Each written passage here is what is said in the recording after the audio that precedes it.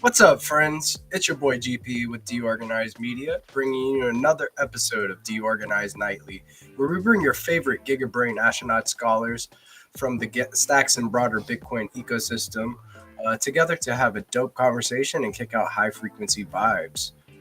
It is an awesome way to start your week, coming live, coming onto the live and spreading the vibes with the DeOrganized crew. Happy Monday. Hopefully everybody's gotten off to a great start. Markets are looking promising. We're not seeing dumping like we have for the last 3 or 4 weeks. So maybe we've actually found a bottom. Really, really good stuff. I can feel the energy shift. Sentiment feels like it's up a little bit, and people are building. I don't really take price action into consideration whenever I see all of the base founders in the ecosystem continually shipping. Big shout out to BoostX and Crypto Dude. Big shout out to Rosar with Blaze and OpPredict, as well as Charisma. Big shout out to Jamie and Dogpool Coin, onboarding a lot of different individuals from the Solana ecosystem. Big shout out to Peace Love Music, kicking out the dope vibes and bringing us the latest alpha. And my good friend Jack Bin Switch. Just had to give a shout out to all the guys. I've got some news for you. Let's share my screen and get into some of the bookmarks that I saw were interesting. So starting off with Stacks, from the main Stacks handle SBTC, source Stacks Q4 2024 brief Masari. So Masari is getting involved. SBTC developments. SBTC is the first decentralized Bitcoin BTC peg that allows smart contracts to write back to the Bitcoin blockchain. Unlike other synthetic BTC variants like WBTC, which is wrapped BTC, SBTC does not rely on federations or centralized custodians. Instead, SBTC uses an open network in which anyone can help maintain the peg. The exact details can be read in the original white paper from Stacks. Big shout out to Jackman Switch. If you are not following Jackman Switch on X, be sure to do that. He is a thread beast. He is constantly putting out great alpha and keeping us ahead of the curve. A good read for you to go check out is his latest thread, Zero Authority DAO Part 1, bringing trust and reputation to a trustless world. Maybe we might get into that and read a little bit of snippets from it later on during the segment. Coming from Rick Sebastian, big shout out to Rick.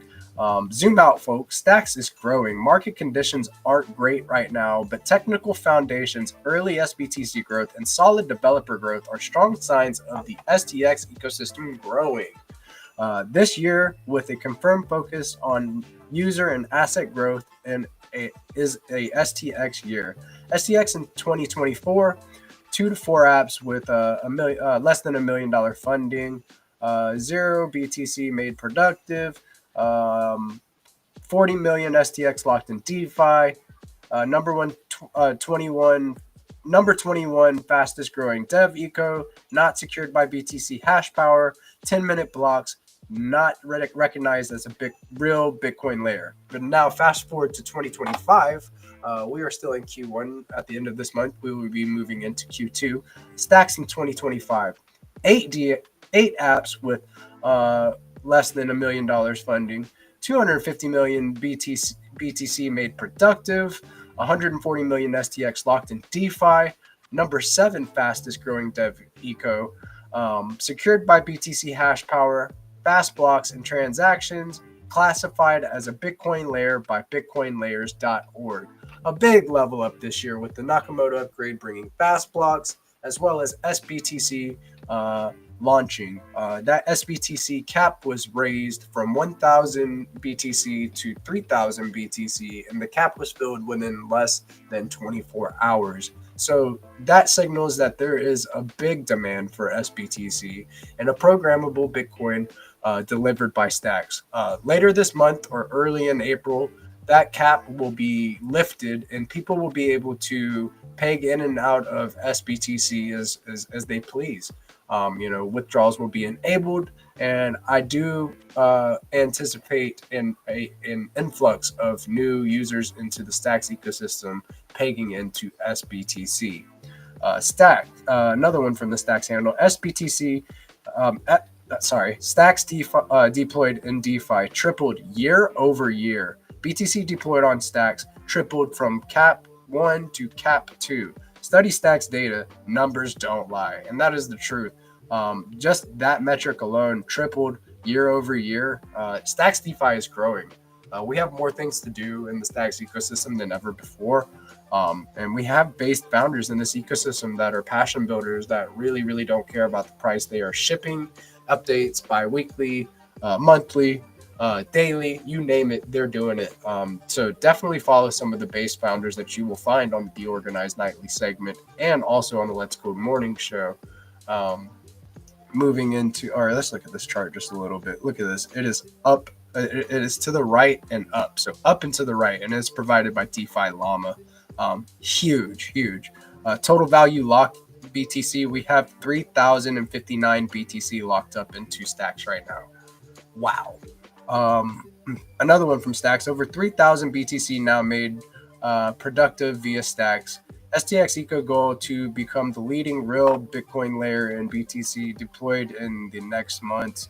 SBTC transactions being secured by Bitcoin's hash power. Satoshi Nakamoto's vision is becoming reality. Let's read this tidbit from 2010.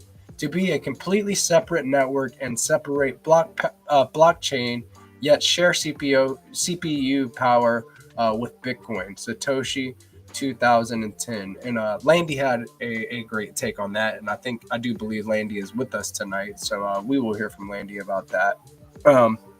Just in, Binance announces 0% trading fees on Binance Wallet until September. Maybe that's contributing to another article that I have bookmarked. Let's keep going. Just in, Standard Chartered Bank cuts ETH year-end price target by 60%. from 10,000 to 4,000. Is it because we have Bitcoin DeFi now, and it might be it might be because we have Bitcoin DeFi. I mean, who knows? I don't know what's in their brain. I'm not them. I can't read minds, but hey, that's a drastic cut. So coming from Cointelegraph, MicroStrategy bought 130 Bitcoin for 10.7 million at an average price of 82,981 per BTC between March 10th and the 16th. Within a week, they bought a lot of Bitcoin, 130 Bitcoin, in 6 days is wild. Again, from Cointelegraph, Standard Chartered cuts. Oh yeah, we read that one. So, from Cointelegraph, Brazilian lawmakers propose a bill to allow employers to pay salaries in Bitcoin, with at least 50% paid in Brazilian real. Wow, wild. Update: Hashdex files amendment to Nasdaq Crypto Index US ETF, adding Sol, XRP, ADA, Link, AVAX, LTC, and Uni. Why? Okay, they're missing something. They're missing out on stacks. Fade it if you want to, guys. All right. Cointelegraph. Pakistan's prime minister has announced the creation of a special crypto council with the authority to implement digital currency regulations. The goal is to position Pakistan as a competitive player in the global digital economy while prioritizing security, transparency, and innovation. So they are following suit. Okay, so we went from there to there. What's the next one? Okay, oh yeah, so this is what I was talking about. BNB's chain, BNB chain's 24-hour trading volume hits 1.64 billion, surpassing Solana and securing the top spot among all networks. That was today. Crazy. Maybe it's because they have 0% fees right now. FOMC on Wednesday. The Fed will decide whether to cut, hike, or keep rates unchanged. What's your prediction? If you're in the audience, drop your predictions in the chat. Are they gonna hike them? Are they gonna cut them? Or are they gonna leave them unchanged? Let's see. When this guy speaks, the market gets a little volatile. So we will see on Wednesday. Bullish. CryptoQuant reports a steady decline in the number of short sellers on exchanges. I was just talking to Shiflet a little bit about this. There is a giant short position taken out by an individual. So maybe we'll ask Shiflet a little bit about that, and maybe he knows something that we don't. Who knows? And this goes along with that too. Tron founder Justin Sun claims big news is coming. What do you think he's referring to? I don't know. Does he know something that may crash the price a little bit more, make some more people capitulate? We did cover a chart the other day where retail investors are selling off, and it is they're just selling their bags to the bigger players in the game, and it is a repetitive pattern. We're seeing a pattern repeat right now.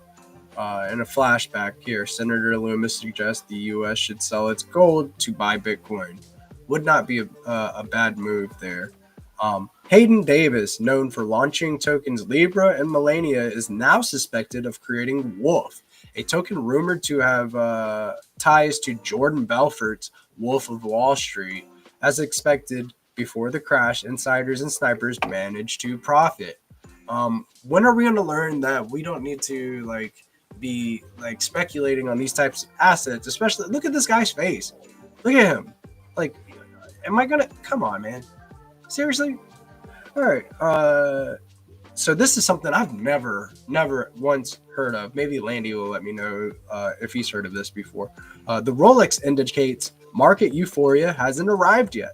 In early 2022, as BTC declined and Rolex prices soared to record heights, marking peak market euphoria as investors shifted into low liquidity collectibles. This cycle, the Rolex market index remains stable, suggesting euphoria has yet to begin. So yeah, this is another chart that maybe we can analyze with Landy a little bit. And new, the Trump-linked DeFi project World Liberty Financial has acquired 103,911 AVAX Avalanche. I don't know why it does this little chart thing to where, yeah. Okay, so, and 2.45 million MNT Mantle worth the total of $4 million. Crazy. Another one, over 200 million has been bridged from other chains to Solana in the last 7 days.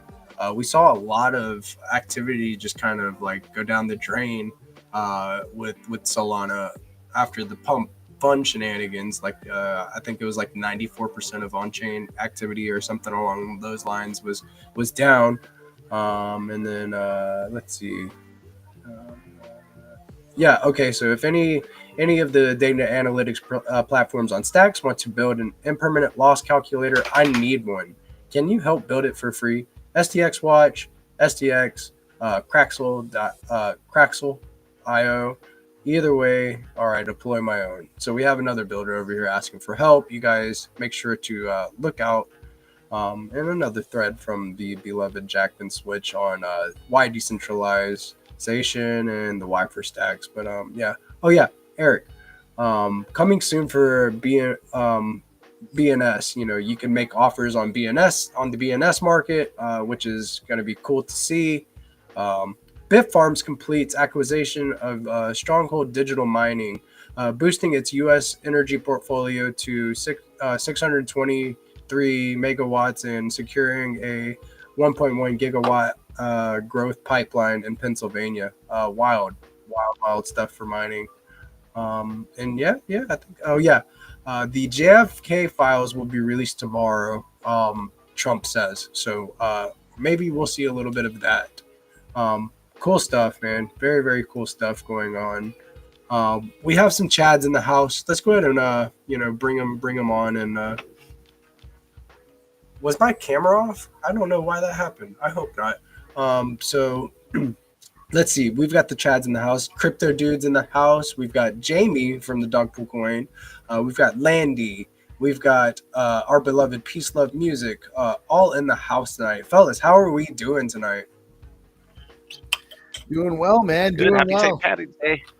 Yes. Yeah, Slancha, fellas. Slancha.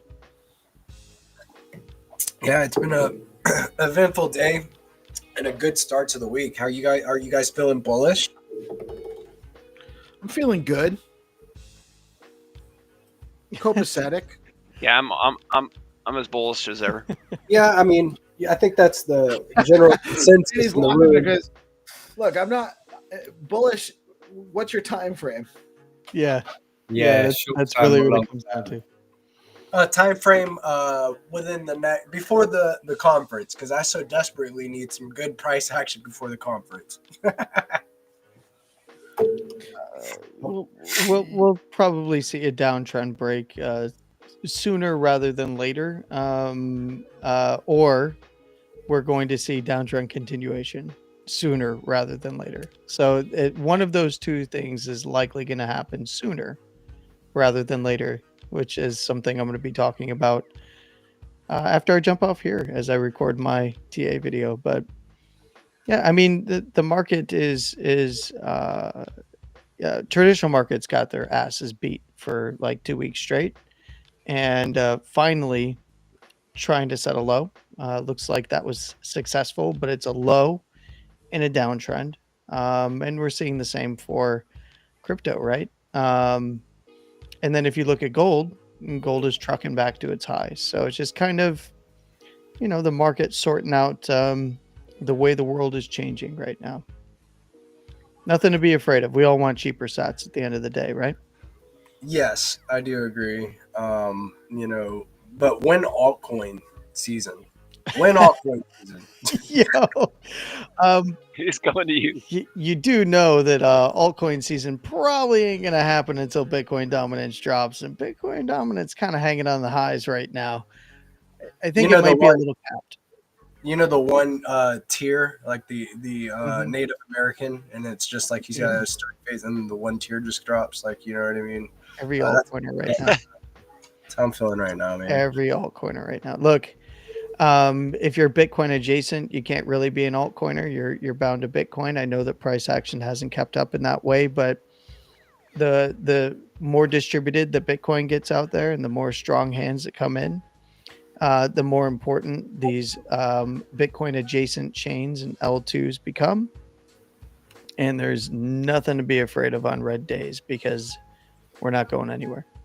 Yeah, we're classified as a legit Bitcoin layer this year. Apparently, last year we weren't, and now this year we have like Bitcoin programmability with SBTC. So we've got the good things going for us. So I'm happy. I've just been taking my stacks and putting it minting STSDX with it, and then supplying collateral and Zest, and just waiting for better times. So it's nothing to me, man. I'm here just kicking it with the rest of you guys, but it is cool to see all of the building going on.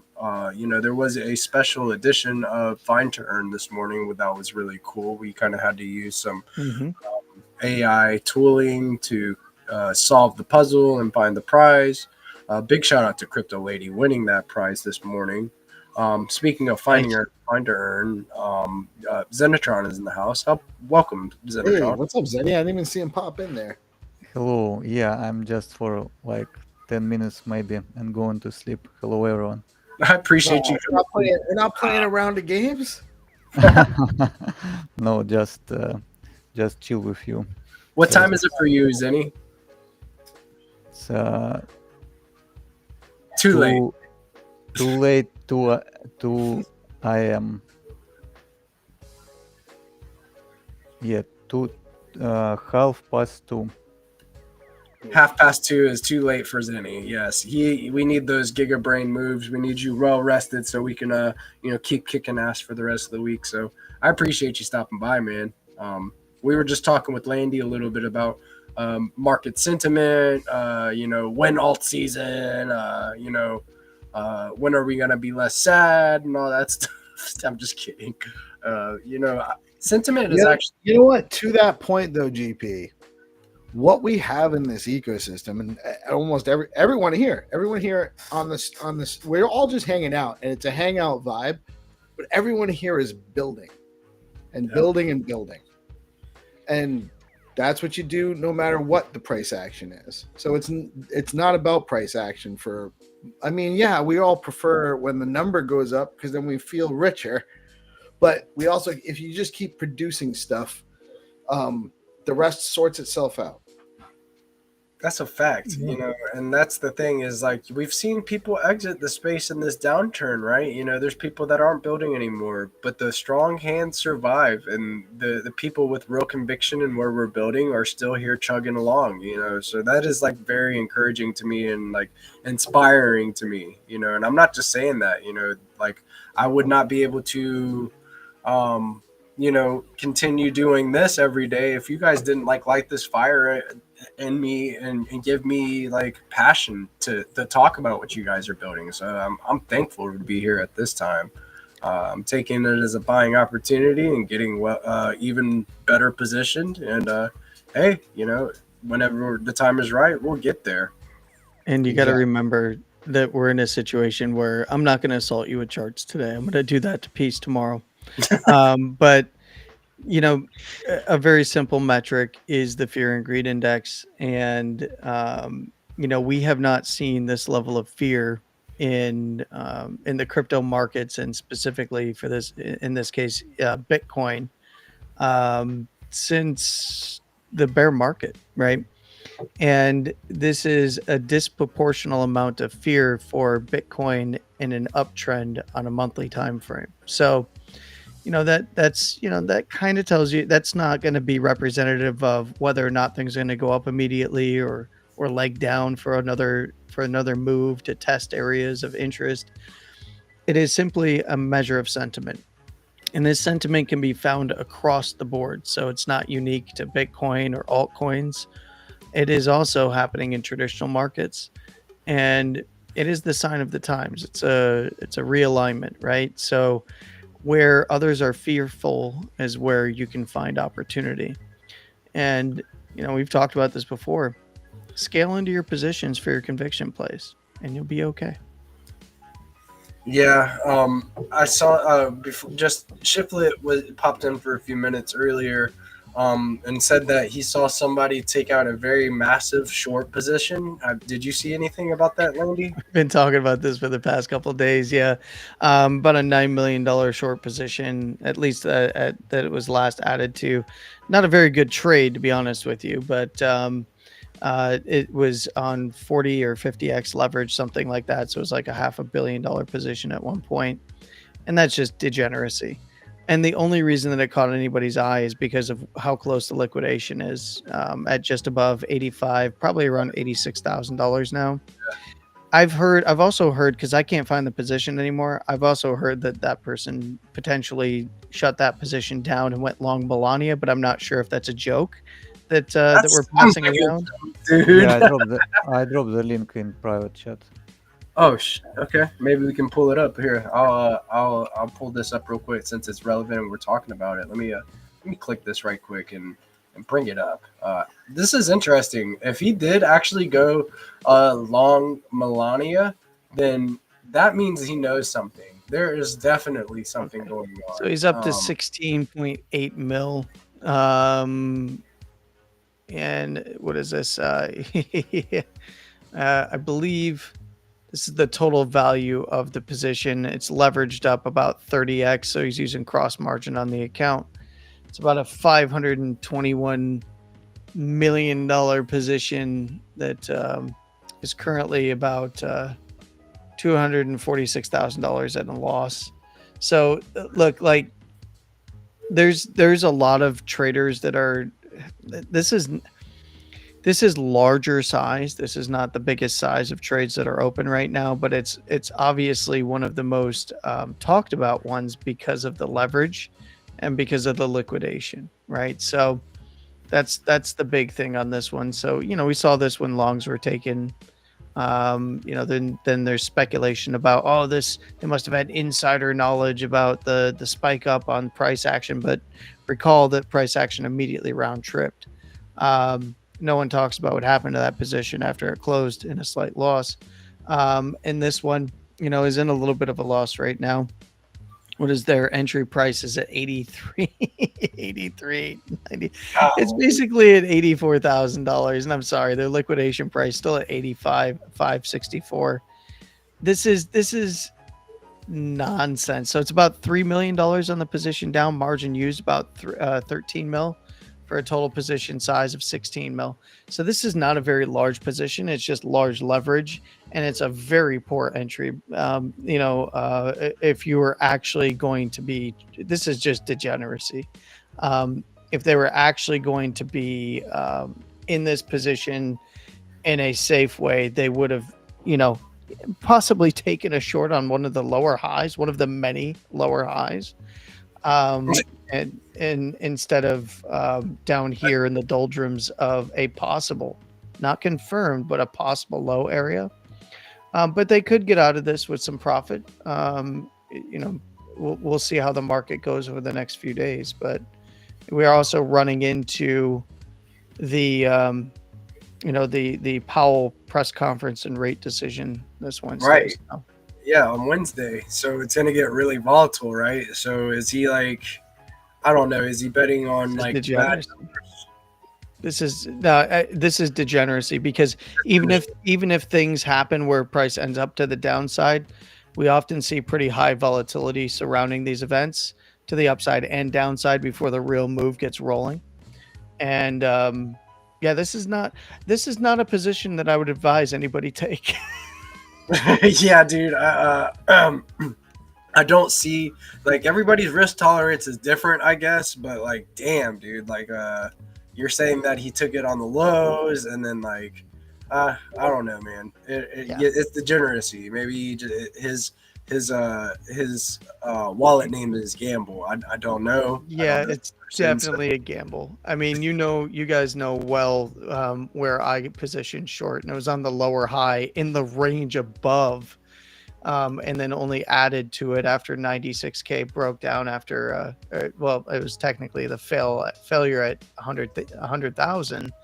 But like, these are if you were actually playing and not gambling like this person is doing, then you wouldn't be trading like this. This is purely a degenerate play. I would imagine this person's got a ton of size, and this is probably a very, very small portion of their portfolio. Otherwise, you wouldn't be doing it like this. So yeah, I think that if this says anything, is this that like he either knows something or like Landy says, he's just a degen and doing degen activities. That's okay. What do you think about the Stacks TVL tripling? I mean, how could you be bearish on that? Like That's right. It's if you cannot be bullish on something like that, and in the short amount of time that it occurred, then I don't know what to tell you. Maybe you'll be just left on the sidelines. So we got Shiflet back in the house, and we've got Roser also back in the house. Fellas, what have we got going on tonight? Just picked up my 11-year-old from her friend's house, and I'm back chilling with my girls for the night. And no, I'm really bullish for April. And Landy, I'd like to get your take on my speculation. I think April 2nd is going to be a really good day. People are going to be scared at first, but I think it's going to be a race to zero or near zero for tariffs because they're going to be reciprocal. So if people don't want us to match what they're already charging us, then they'll either charge less or they'll charge zero. The CPI for March is currently looking around 1 point some odd percent. So when that gets reported in April, because April is a 1 month look back, a 1% or around 1% CPI print will be really good. And that'll likely influence interest rates come the next Fed meeting in May if we don't get cuts here in a couple days, which, I'm anticipating maybe a surprise cut, but I'm also not going to be too disappointed if they keep the rates the same. But yeah, I'm excited. If they keep rates the same, what do you expect to see price do? What can you break down a little bit of like if it's good numbers, bad numbers, or stays the same, like what happens? Like if they do a raise or a cut, that would be a surprise to the market, which usually is not good. If they keep them steady, then the market just plays out as normal with lower term time frame volatility, highly likely. Sorry, Shifley, go ahead. Ace in the house. What's up, Ace? Hey guys. No, I'm good. How do you feel about the tariffs, Landy? Do you feel like do you kind of share my speculation that it might be a race to the bottom? No, I think that tariffs are going to continue, are going to be implemented. There might be some adjustments in terms of percentages, but the narrative's not going to go away. I think that there is a real concerted effort to bring money in via tariffs and force companies to come back here and build in the United States. I think that it would actually be doing ourselves a disservice not to keep, if they're going to be reciprocal, what you would expect is tariffs to come down on the other side, right? Which doesn't meet the goal of attracting companies coming to the United States, right? But it still would, in my opinion, be. I don't think we're going to see it. I don't think we're going to see it go to zero. I think that it might be. There might be further negotiations. I think that April is loaded with a lot of major events. We also have the crypto summit. So the Bitcoin summit specifically, it's the Bitcoin Policy Institute. In early April. So this is good. There's a few different events. Now I'm not going to claim to be an expert on tariffs, but to me it wouldn't make sense for us. It might make sense for others to have maybe some negotiations on some of those tariffs or bring them down because it would be reciprocal. How that looks for the markets in general. Traditional markets could go either way here. And the danger for traditional markets is that they bounce aggressively to a lower high on a higher term time frame, like the weekly or monthly. That is the actual danger for traditional markets. I'm actually not concerned about Bitcoin right now.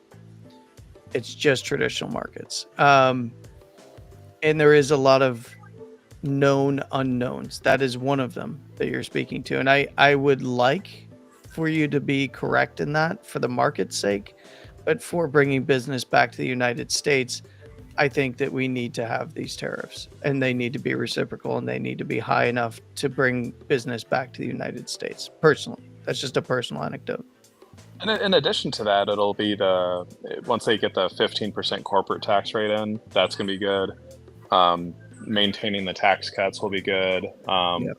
Howard Lutnick's preview of what to expect after a balanced budget, the no tax on your first 150K, that's going to be awesome. So like I feel like the combination of all these different things is going to be really, really bullish in the long term. And yeah, like I'm with you. Like this doesn't affect Bitcoin because if more dollars are chasing fewer Bitcoin doesn't follow the fiat games where you can just print more of it, or with gold you can go find more, or silver same way. Bitcoin, you're stuck with the scarcity and the inflation rate of that current 4-year cycle before the next halving. So we're going to get a bounce at some point, and I'm ready for it. Solid. Yes. I too am ready for that bounce, wherever it does come. I wanted to pivot a little bit, since we do have some builders in the room, community builders, app builders, all of that. Rosar has been teasing the shit out of me this week. I'm not going to lie. Said that he might have something, for tonight. Do you want to get into any of that right now, Rosa, or are we going to share that a little bit later, or what are your thoughts on that, man? I'm working on it right now, but we can come back.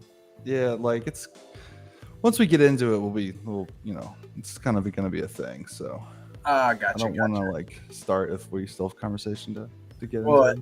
Well, another community builder we have in the room is Jamie. Jamie, wanted to talk to you a little bit about what you're doing with Dogpool and Dog Tales. We have collaborated on these storyboards where I did the art for the second Dog Tales, which is basically you know what? I'll let you explain a little bit. You do it pretty well. You do it justice. Did you want to get a little bit into Dog Tales? Yeah, sure. Yeah, and it has been. It's been brilliant working with you. It's we're a fairly fresh project at Dogpool Coin, and so you've been working with us on the first official story, haven't you? And we're just about getting ready to auction the artwork for charity. So the idea behind it is we're a meme community, and we're inspired by Peggy, the dog who plays Dogpool in the Deadpool and Wolverine movie, and just really her story.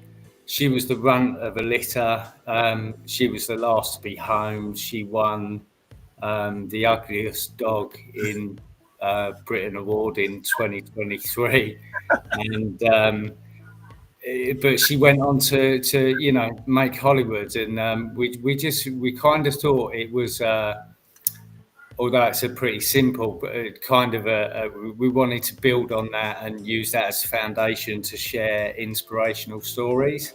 So what we're doing is we're writing real life stories, or stories about people. The first was about Michaela de Prince, who was a ballerina, went on to become a world-renowned ballerina after she was orphaned in Sierra Leone during the Civil War, and that's quite a remarkable story. So we start with that one, and then the second one that you've been working on is about Paul Stamets and his sort of journey of self-discovery, and it kind of really suits your style of artwork. And the plan is what we're doing now is we're getting ready to auction, aren't we? Yeah. And, we'll auction those NFTs, and after Gamma it'll be on Gamma, and after Gamma take their fees, 60% will be going to the Fungi Foundation. And each time we do these stories, each time we do an auction, the collection will grow as storyboard NFTs, and it develop, and we pick a different charity each time to suit the story. But yeah, just getting ready for that. Been busy as you know, and yeah, it's been an absolute pleasure to work with you on that as well. Yeah, man. You as well. So like, I'm an artist.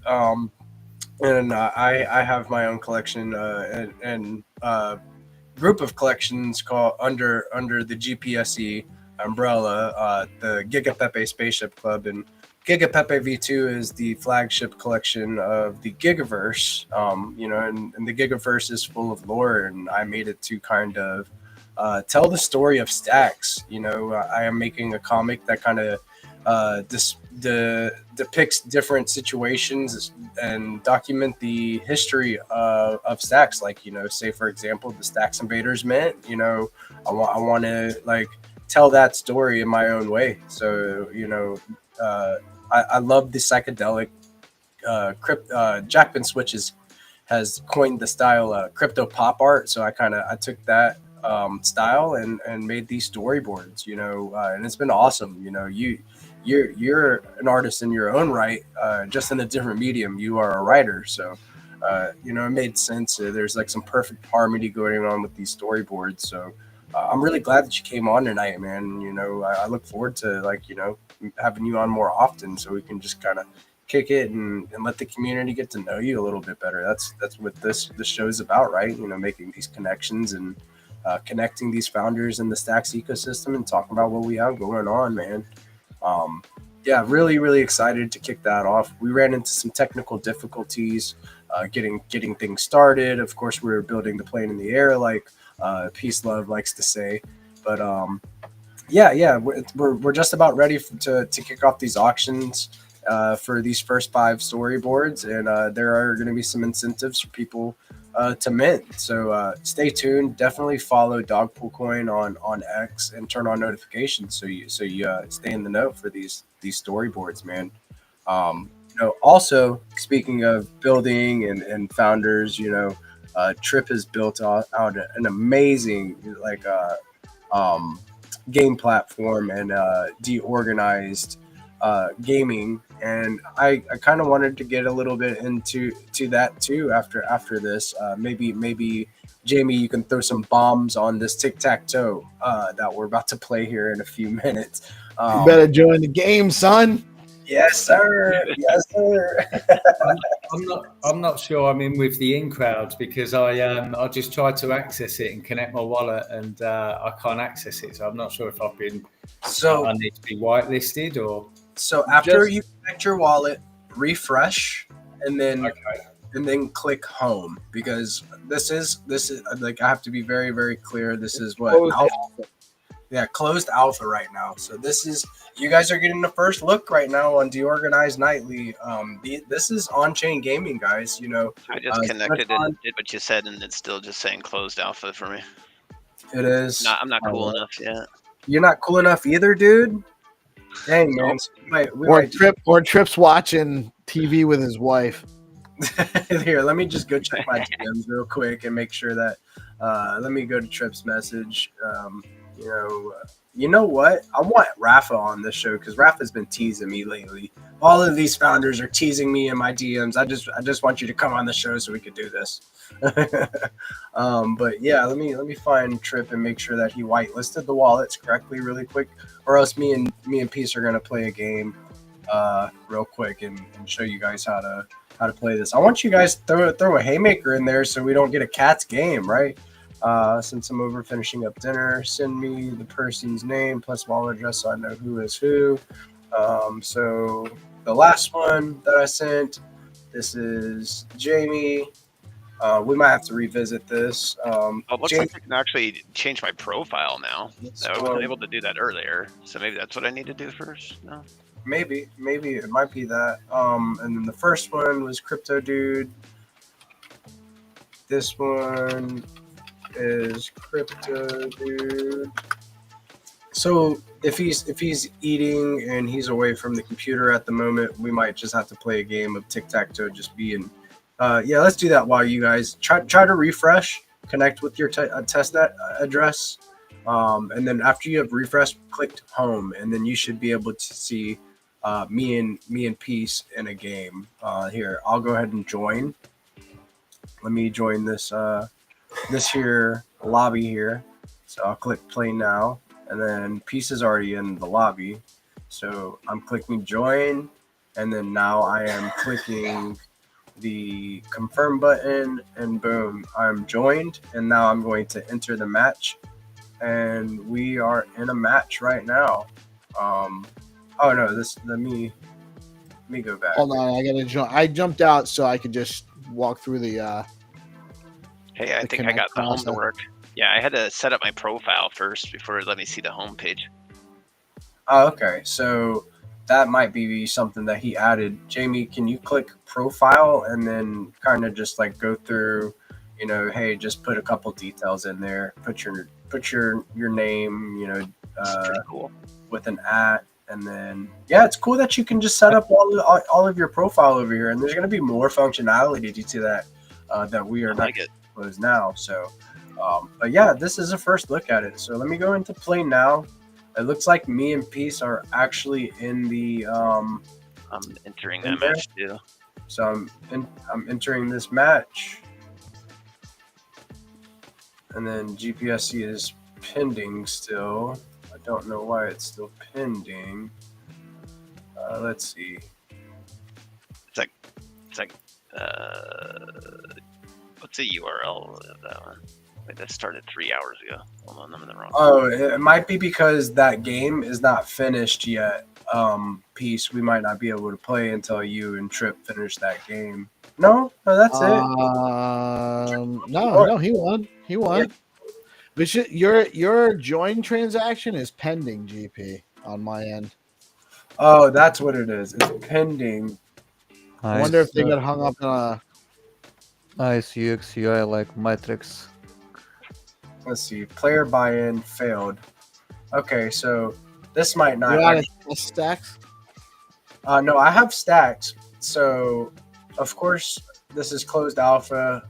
So he might have to fix something to where. Let's see. Let me see if I can click on this.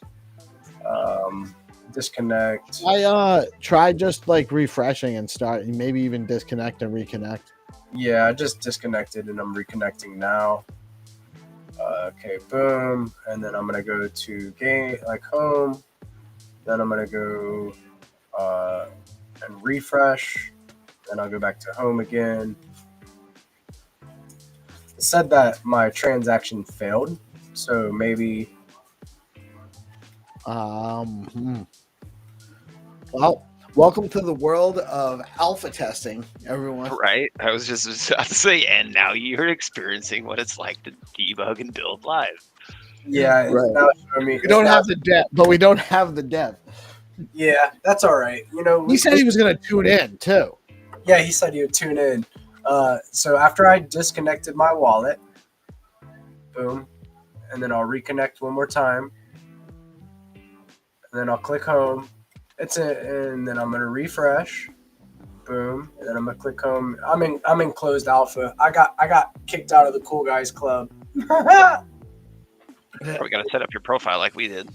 Yeah, so I'm clicking profile and nothing's happening. So I was whitelisted. I played tic-tac-toe earlier, guys. I promise. No longer cool. No longer cool, guys. No longer cool. Oh, you know what it is? I'm trying to sign in from my regular wallet. That's what it is. Oh, you're not on testnet? Yes, like I set up. Doesn't it recognize though? No, I specially put. I made a new testnet wallet specifically for this. So, yeah, so maybe that's why it failed. Is because I didn't actually sign in on the right wallet. Yeah, it looks like you need to log in on the one that ends in ZQA. Yeah, and I'm not busting out my seat right now to do that. They might have to wait for a second while we're waiting on. We'll revisit that. Maybe while Rosar is like going through his stuff. But there are some things that I wanted to show off, especially this thread from Jack. I kind of wanted to get into this. So I'm gonna share my screen and pull up this thread that Jack made earlier, because it is a banger. It is a banger. About zero authority. So I'm gonna pull that up. and then get into that. Boom, boom, boom. Rosar, you just let me know whenever you're ready to kind of show off your stuff, bud. But yeah, let's get into this right here from the Legend Jackman Switch. So Zero Authority DAO Part 1, bringing trust and reputation to a trustless world. Who is Satoshi Nakamoto? In a world of 8 billion people, perhaps a handful of them could answer this question. A better question would be, why do you know the name Satoshi Nakamoto? The answer to this question is quite easy, his proof of work. The immutable code and decentralized network that Satoshi created is infinitely more valuable than the government name behind the pseudonym. This is the truth that XYZ, like this is Zero's handle and HODL's handle channeled when they created Zero Authority DAO, a vision for a verifiable web. Blockchains don't lie. Instead, they inscribe the truth into a tamper-proof ledger for the world to see. Just as Satoshi Nakamoto proved that value and authenticity could thrive without central arbiters, Zero Authority leverages the same immutable foundation to empower Web3 creators. Through its cerulean marketplace, Zero Authority DAO has constructed a living system in which every task completed, every collaboration forged, and every skill demonstrated is etched on chain. This isn't about record keeping. This is about empowering users, creators, by creating a permanent testament to the creator's worth. It's about dismantling the barriers created by mistrust and in a pseudo-anonymous world. Pseudonymous. Pseudonymous. Thank you for that, because I was struggling so terribly. By anchoring reputation to immutable code, Zero Authority DAO not only prevents creators from continually having to prove themselves, but it also empowers builders to make the best investments in the people who can help bring their vision to fruition. In essence, Zero Authority creates a verifiable web out of the Bitcoin ethos. Verify, do not trust, and let the blockchain act as an arbiter of truth in a space where hype often ellipses real value. Why Web2 solutions fall short in this decentralized Web3 world? If you have spent any time in this space, you have witnessed Web2 builders flounder in their attempts to succeed in Web3 ventures. This is because they are trying to use what they know, because this is what has worked in the past. This would be logical as my This would be as logical as my creating this article with clay tablets and a stylus, and wondering why it's so hard to get anyone on the internet to read it, but I digress. Web2 solutions built on centralized social media platforms and such falter in this space because they rely on things that simply do not matter in this space, which is so true. Hierarchy, opaque data practices, and personal identity verification are antithetical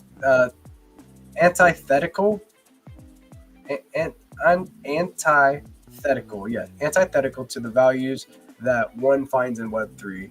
Here we value privacy, competence, freedom, and equal access to opportunity. Platforms such as LinkedIn and Upwork gatekeep opportunity while farming users' data for profit, and leave their users vulnerable to censorship and surveillance. Clearly, this is the antithetical to the Bitcoin ethos that we embrace, and that Zero Authority champions. Simply put, Web2 centralized infrastructure simply cannot scale in a world of trustless systems. It lacks the immutability to prevent data manipulation and provides its users with no control over their digital assets. The vision of Web3 is one of the borderless, autonomous future where the users, not corporations, are in control of the digital landscape, and this is simply incompatible with the Web2 dinosaurs. And this is a read that you guys need to get into. He makes a lot of awesome, very, very valid points in this doc. If you are not following Jackman Switch, please do. He knows the why and keeps us ahead of the curve constantly. I just wanted to go around the room. Like, have you guys completed any of the Zero Authority bounties? On like, have you participated in any bounties? Yeah, I've listed some. I've had a couple of. I had the most, at least at one point early on when they first did it. I had the most submissions for all of the bounties for like the first at least 2 or 3 months that they had them launched. So, do you remember when Zero like did a campaign and then got all of the like different founders to put on the bounties, and like how much activity, how much like people were earning, dude? There were like some serious bounties going on and serious STX being earned. there were a lot of like, well, there was actually there's one that ends I think today. There were 2 up there. There was one, I think, one by Xverse and one by Bitflow, maybe. There were like 50 stacks each. So I mean, there was a lot going on there. Yeah, this is the thing I saw in private chat a little bit ago, was that like even with Biddle Battle, I feel like that Zero Authority could be something that would be beneficial to use in the Biddle Battle. Like kind of using like a retroactive way to prove and like kind of give the people that have been building here from the start a leg up. You know what I mean? On people that are just farming the Biddle Battle for the money, just to build something simple and then leave for the prize money, right? We want to reward the people within this ecosystem that are going to be here building for the long run. So I really hope that the guys from the foundation are like listening to some of the feedback, and I hope that people are speaking their minds, because it's important.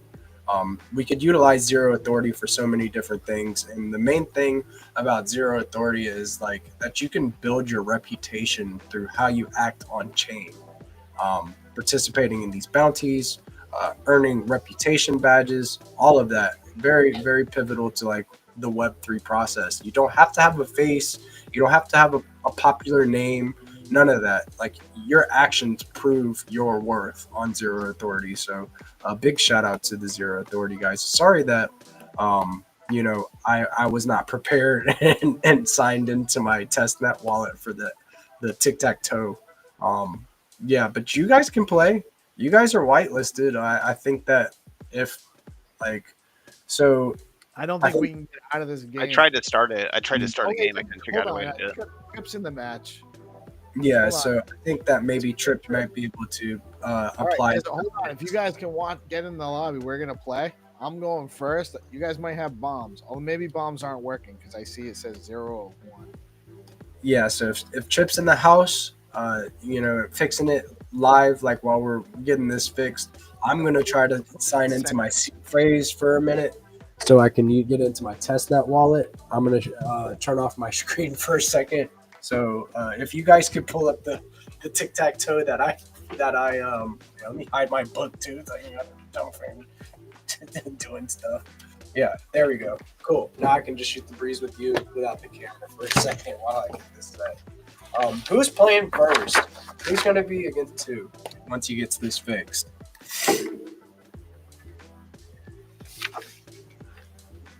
Like, Peace, are you playing? I'm playing with Trip right now. Hold on. I can't believe I'm not sharing my screen. I thought I was. I can't even create a profile, guys. So. Oh, really? No, I've got a pen and a piece of paper here. That's about as much use I am for a game of tic-tac-toe right now. I like it. Jamie's over there playing tic-tac-toe by himself on a piece of paper. I'm watching your guys' game. I don't know how to. I thought I could do a bomb maybe or something. Is that what I'm seeing? You don't see an option for bombs? Oh, I see it. Okay, I get it. Throw a bomb in there and throw so it doesn't. Boom! Threw a bomb in there. Yes, let's go. All right. Oh, oh, that's. Sorry, gone. That's fun, dude. At least it was my turn. Thank God it was my turn. That changed the game up. How did he end the game? The bomb must have triggered something in the game. So can you explain the bomb? What's the bomb? So the bomb. Yeah, go ahead, G. So the bomb will take out whatever the spectator decides. So you can be like, if you're rooting for somebody else to win, you could take out somebody else's X or O and change the complete outcome of the game if you're spectating and not playing in the match. So it really does change the game dynamic a lot. I like this feature. I think it's pretty cool, and it'll make matches All right, more me, interesting. so, dude, you guys can do a bomb. Let's go, dude. This is cool. Big shout out to Trip and Monkey for building this DeOrganized games platform. I think it's a lot of fun to just get with your friends and then play some of these games. And then could you imagine playing these games, like say for Rosar's Op Predict in real time? You are betting on who is going to win, using Op Predict and Blaze, right? Like in real time, that would be wild. Yes. Let me see. I'll get into this. Wallet right here.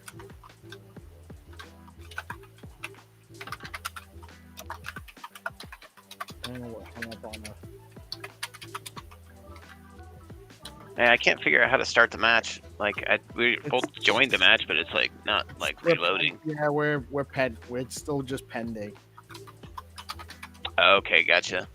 So I don't know why. Hold on. Let me check my transaction.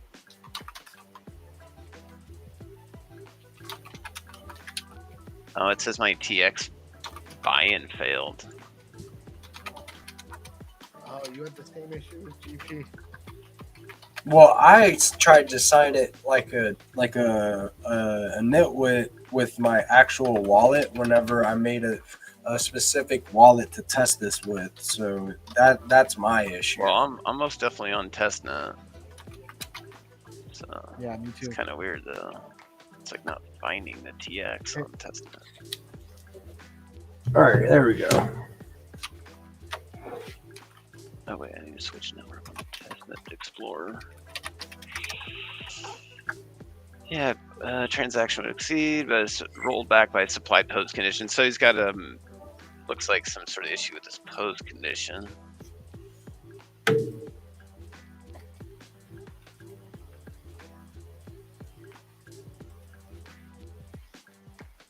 There we go. That'll do it.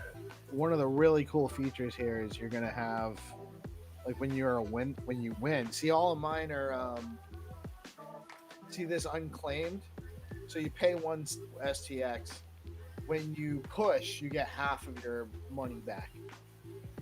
And then if you win, you actually get your money back. And the other person's STX goes to whoever the designated recipient for the game lobby is. So in this case, it's DeOrganized in general for. I don't even know what address it's going to, if it is. But, all right, so I'm in there. Boom. I'm spectating now. Is there a game? Is it loaded? So let's see. Trips match is still up. It keeps loading the previous match. So it's saying Crypto Dude is pending and Peace Love Music is pending right now. Yeah, I don't think the app is recognizing failed TXs or TXs on player buy-in, because like I did player buy-in function call when I invoked a couple minutes ago, right? And that failed, and then like it's now got the app in like some sort of hung state, I think. Well, shit! You guys got to see it here first, testing in real time. We've got our the dev. Yeah, Trip says this. He says, the bomb blew up the lobby. Well, at least we're getting. Glad I could be of service. Getting to figure this out. So this is closed alpha right now, guys. Stay tuned because this will be live soon, and we'll be able to support different types. The cool part of this isn't tic-tac-toe. The cool part of this is you can do games on chain, the results on chain. There's money, there's distribution, there's splits to different users. it's part of a broader ecosystem with the profiles are going to be interactive between media and games and other verticals that are downline. So it's really some very, very cool stuff that Chip's putting together here. Yeah, I like that it kind of supports the different creators within the ecosystem. Like you like the portion that goes to say like the ones on the mic, the ones talking in spaces and on podcasts, or you could choose to support like artists in the ecosystem. And it's really cool that not only is this going to like help grow the user base in the ecosystem, but it's also supporting content creators within this creator economy that is developing here in Stacks. Like it is by far like one of my favorite innovations. You know, could you imagine like playing chess or like cards, like all of these things, and supporting your favorite creators in the ecosystem? You know, it is something cool. It's innovative, and I mean, I look forward to playing with it. You know, This one's for a little bit more, and this one's actually supporting me and GPSC. So it's 2.5 stacks. oh, facts, dude. So now, so that half of that goes to supporting DeOrganized Media, where you know we could do more. You know, we could get more. I'm sorry, the buy-in is 10 STX. Ooh, Five- that's juicy. That's juicy. I like that. Should I So- try it again or let GP? Who's going again? Go going ahead, against try you? it again. Mine's in, by the way. It's not pending. Yeah, so I can join. I can join. I already sent my transaction. We're racing. Okay. Yeah, cool. I'll throw a bomb. I'll throw a bomb if it doesn't blow up the lobby again. Now draw a bomb and see what happens. Nice. It's All right, so it's looks like it full, works. so we can start the match. All right, so you hit start match, right? Well, only one of us has to, and I already sent mine, so I don't know if And yours then went it's to hit enter match, I guess. And I'm gonna show my what it looks like from my end this time as a spectator. Uh-oh. I did send it. So just scrolling through here, you know, you've got the welcome screen. I like the dark mode. I think the dark mode looks really clean with the green and black and the different gradients. So Hero asked, who's that in white? And that Hero, that's Jamie. Yeah, aka Bamber Fish Cake. yeah. We have Jamie. We got Jamie on tonight, man. You know, we have a special guest tonight, man. I'm so happy Jamie came through. So I'm so pleased to be here. Hi, Hero. the game's not loading. Okay. I'm sorry, GP. I didn't realize you were sharing. Oh, that's okay. No worries, dude. If you wanted to show on your end what you were kind of running into, it might help Trip. Well, yeah, I It's just coming up next. I think the same Lobby thing. is full and waiting to start. Yeah, so Something. there's no pending. The transactions went through, but the start transaction seems to have gotten stuck. I love testing in real time. This is cool. You know, we got to Group see. testing in real time, bro. Yes, dude. This is where it's at. Like, if you have an app that you are developing and you want us to test it live, so we can kind of go through it and give feedback live, I think that this is serving a good purpose for different people building within the ecosystem. You know, we could do this. You know, make a segment out of it on the nightly show for different developers in the ecosystem, right? You know, so very cool concept. Just Friday, we got to see Rosar build a whole front end, back end, all that live. So yeah, So is the idea that any developer can come and build any game and then assign whatever fee they want and distribution they want for that particular game? Is that the idea? Generally, yes.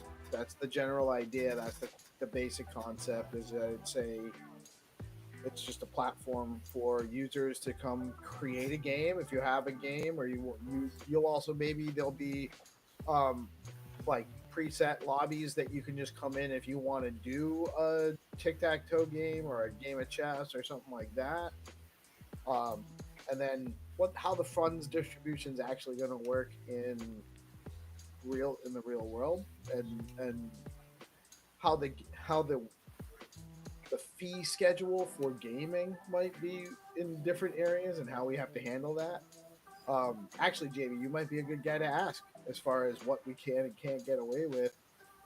As far as it depends on the people that you're reaching, really, and it's a bit of a grey area, and the legislation differs for different parts of the world.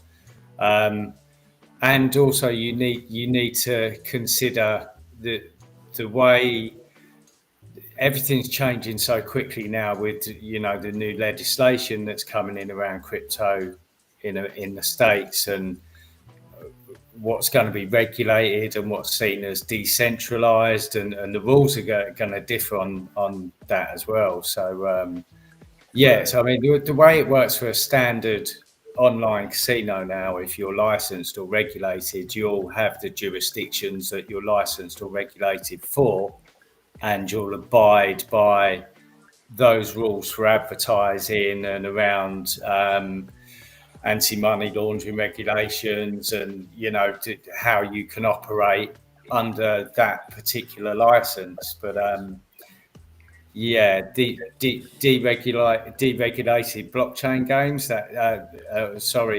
decentralized games, that's a whole different ballgame, and it's going to be interesting to see how that develops over the coming years, really. And the reason I asked about, I like the idea that developers can come and do their own games. I saw a similar project, I forget its name now, a couple of days ago, but that's using AI, where you can go and you can prompt to create a basic game, and then again anyone can come and play your game. I'm not sure. I didn't look too deep into it, but I'm not sure if I imagine there's a tokenized aspect to that as well, or some kind of Well, here's the thing.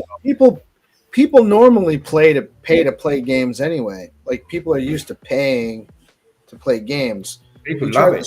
Fee. Yeah, you charge a small fee and they can have an opportunity to win something.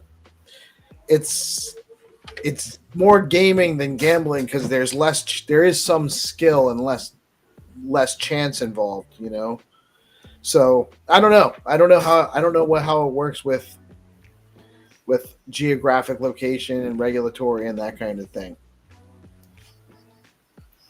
So, yeah, that's it. And I think ignorance is bliss. Well, but it's not going to get you out of jail. Hero says, great to see Jamie, who applied in cohort 2, still here. And just a little tidbit, Jamie, I also applied for cohort 2, so we're in that same boat, brother. We're still chipping away and making it shake, and we'll get there. We'll formulate our ideas and keep chipping away. That's all we can do, man. And cohort 2. Crypto, dude, you had Derupt was in cohort 2, right? I think that's how I started playing around with Derupt.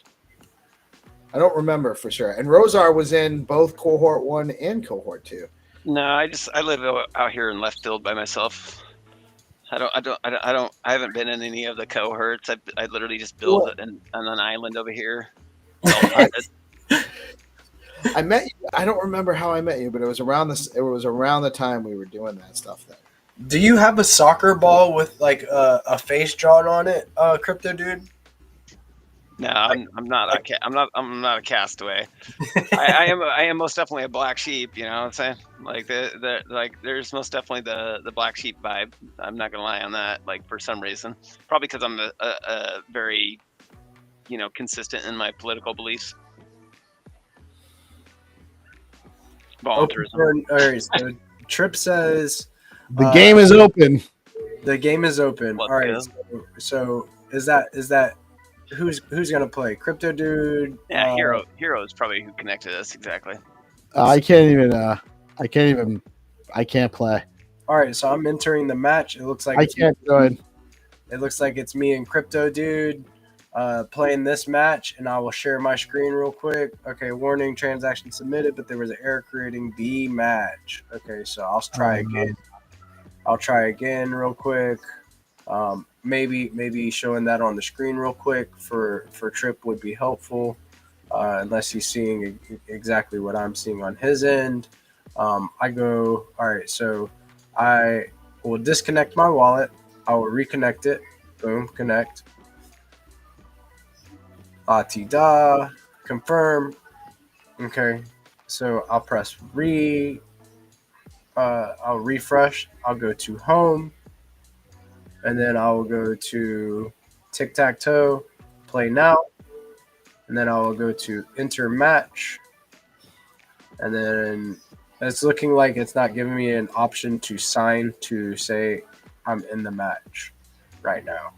So like you remember how it goes like play now, and then you can click join. Oh, I can't I thought click join join. had something to do with it.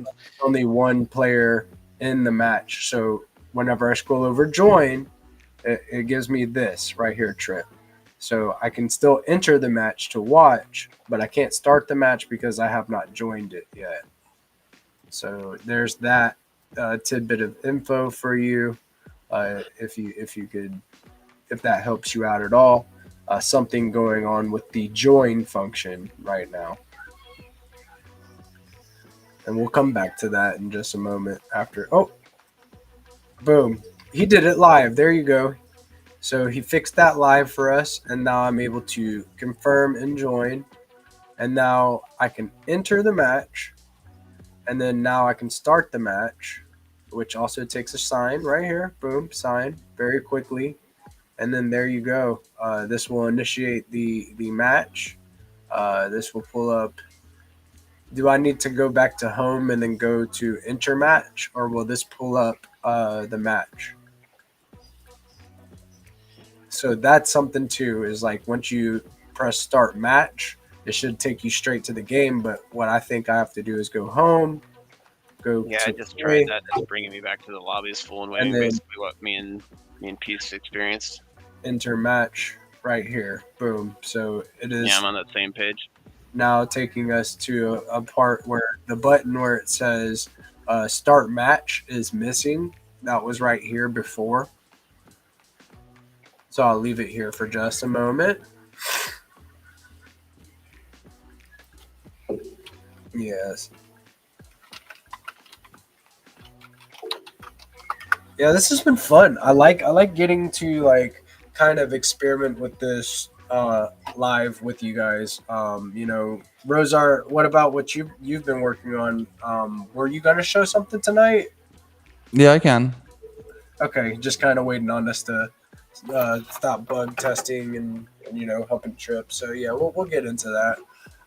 Jamie, sorry that you weren't able to like get your whole thing set up. We'll walk you through it, and you can help us test on this too. I'm sure Trip wouldn't mind having just this group of people that are already whitelisted, and we'll get you set up to where you can be in the cool kids club, so to speak. Yeah, no worries. Do I get a badge? I'll make you a badge if there isn't one yet. The cool thing, Perhaps a about- zero auth badge. yeah, zero or off badge, dude. Saying that, like, dude, I was there for closed alpha. Were you there for closed alpha? I'm a cool kid. But the cool thing about these matches is that if you win, you both get an NFT of like saying who won and how the match went down. And okay, so Trip is saying we got some issues. Maybe try again tomorrow. No worries, Trip. We do appreciate you very much for working diligently on this and letting us test this live. Seriously, thank you for that. This DeOrganized Games is in closed alpha right now, and we're cleaning up the bells and whistles and doing it live on DeOrganized Nightly. Thank you for all the hard work that you're doing, Trip. I appreciate you, brother. If you are not following Trip and Monkey, that is TRIPN Monkey on X. You need to give him a follow. Dude is a base chat in this Stacks ecosystem and really, really does help a lot of people grow and supports the whole ecosystem. So give that guy a follow. Seriously, good guy to follow. Rosar, maybe we could get a little bit into what you had planned for tonight now, and see Yeah, I see will what. give a verbal intro. Then I'm gonna give a snack, and then I can start streaming a little bit. But yeah, so Jake, uh, you may know Jake him as Jake Blockchain. Jake Blockchain, okay, He came up from a while back to make some tools for the Bob Squad, and I've been slowly working on that over time.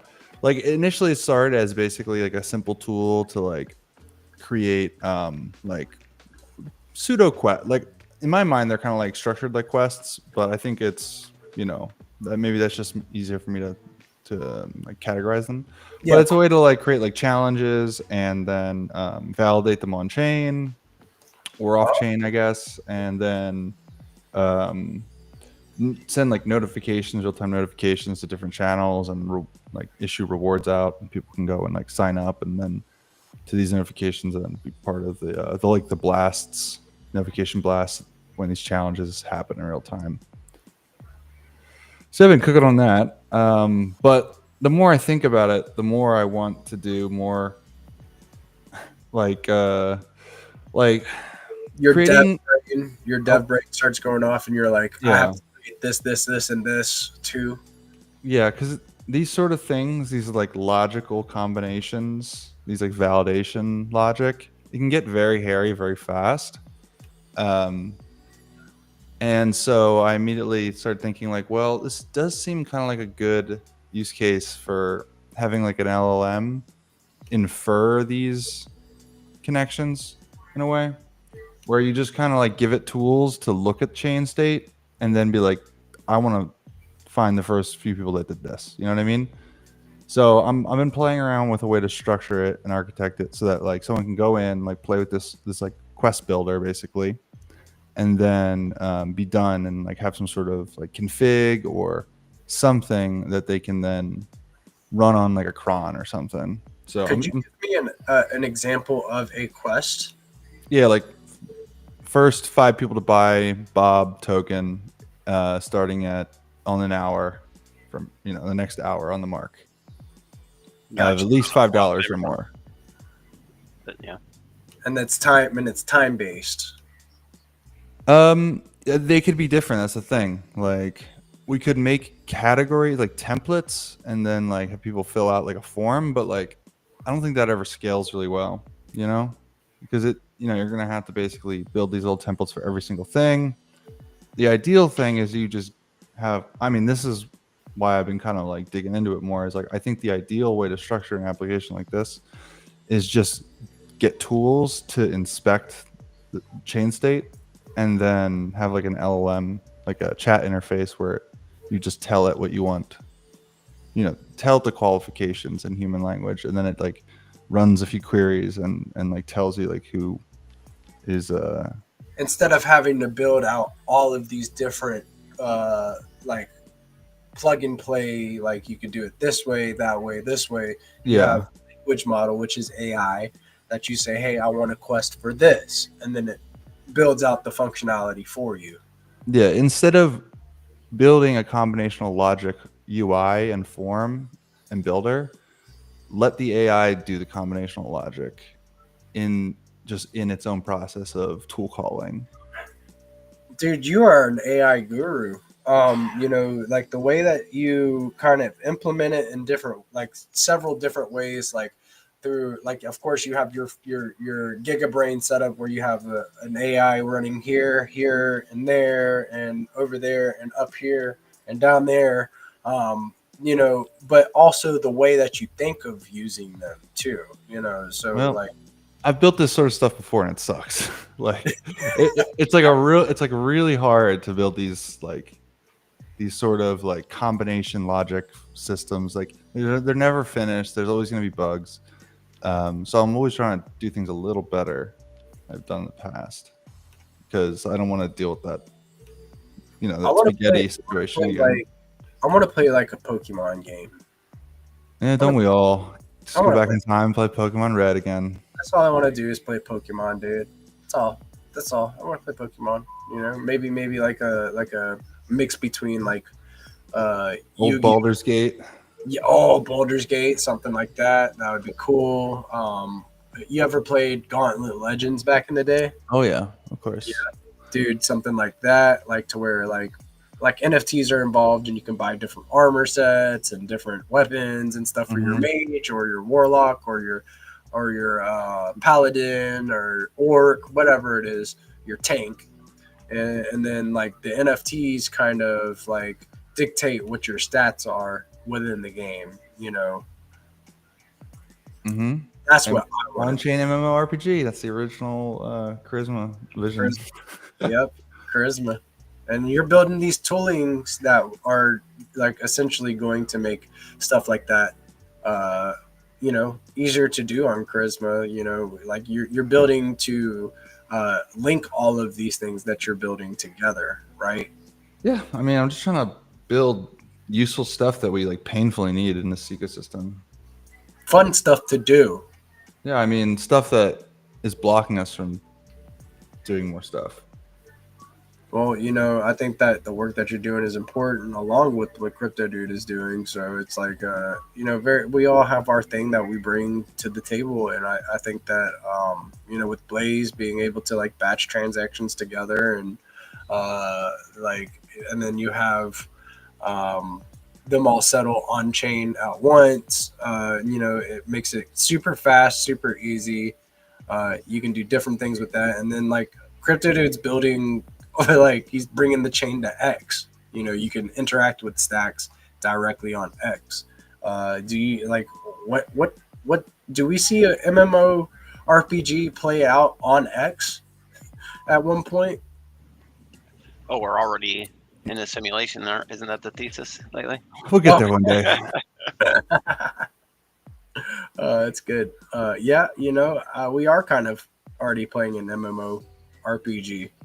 But I'm saying like with characters and stuff. Well, we do kind of have characters. My moniker is fucking Giga Pepe, and I have a PFP that represents that. So I mean, I didn't. There's most definitely a lot of opportunity for things like that. Like there's gamification that can be had with BoostX for sure. I mean, it's already being done with, you know, the Find to Earn with Zenitron and Skullcoin. You guys are doing that on the morning show and everything, and you know, there's other things that could be done as well that I think are yet to be discovered. But I really dig the idea of RPG like mechanics. You know, being able to I like a blend of the kind of the reputation thing with a little bit of the gamification for social-fi. Like there's like some sort of balance in the middle there where probably where the sweet spot is, you know. So I'm most definitely open to feedback for everybody on integrated functionality and developing features. You know, I'm trying to build what we all want, right? So it's been a passion project, that's for sure, but there's most definitely lots of room for ideas. So feel free to share them. Yeah, that's one of those things that like I feel like I want to see more of is like, all right, so the community wants more apps, but what apps? So whenever we have these shows, like I want to see people in the chat saying, hey, I want to see this, I want to see that with BoostX, I want to see this with Blaze, I want to see that with OpPredict, you know.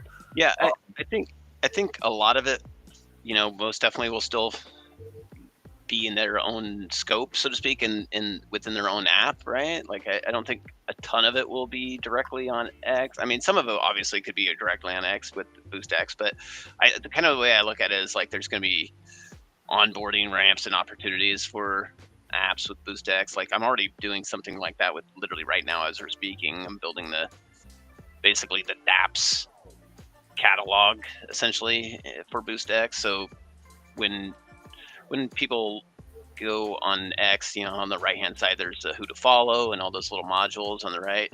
Well, we basically have a module that's basically the featured stacks dApps with, you know, 3 of them right there presented that are randomly selected from the list that's, you know, kind of all of them. And then there's a show more button. They click that and it opens a little modal that's got all the all the Stacks apps, including like Gamify apps, and basically all the apps that people are, all that. Zest and Skullcoin, and basically everything that I can think of and everything that everybody's suggesting that has some sort of reputation behind it. Obviously we got to vet these a little bit, but I want to see Zest. You know me, of course. And I'm over there working with the Zest crew now. So, I told them, I was like, go blow this up, and Zest is already in there. Like, I'll tell you what is already in there. Hold on. So people know, I guess. Borrowing and then lending and getting all that. I got Velar, Bitflow, DeOrganized Media, Zest Protocol. I've got Hermetica in there, Stacking DAO, Alex Lab, BNS1, Skullcoin, Zero Authority. I've got more to add, obviously, but I've also been kind of like trying to quantify all the category tags or whatever. And I've got kind of a lengthy list. I'll read this off. I got DeFi, SocialFi, GameFi, DEX, Exchange, DAO. Some of these are obviously a little bit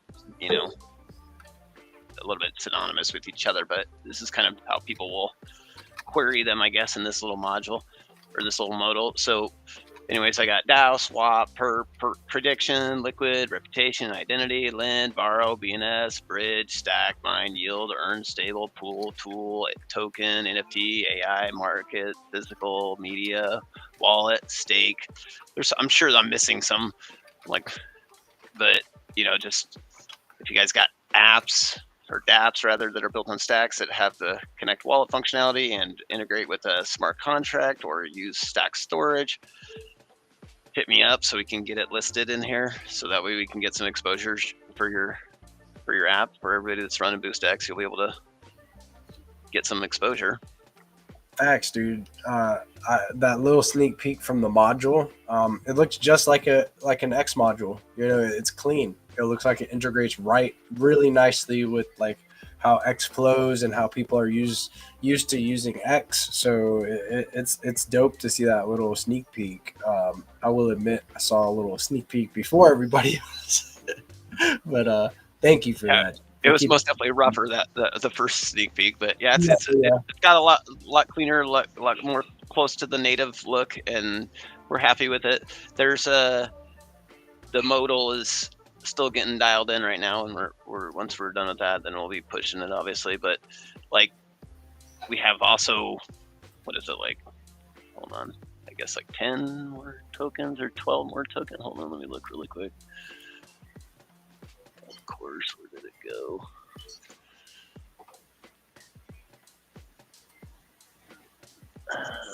Come on. Too many. Okay, so we're gonna be adding Bob, we're gonna be adding Moist, we're gonna be adding Fresh, we're gonna add UAP, we're gonna add Droid, we're gonna add Beans, we're gonna add Smoke, we're gonna add Play, we're gonna add Don't Give a Fuck, which big shout out. And looks like Nasty and Pepe and SUSDH. So we're getting them in there slowly but surely over time. So keep the requests coming. Right on. Yeah, you guys definitely keep giving as much feedback as possible.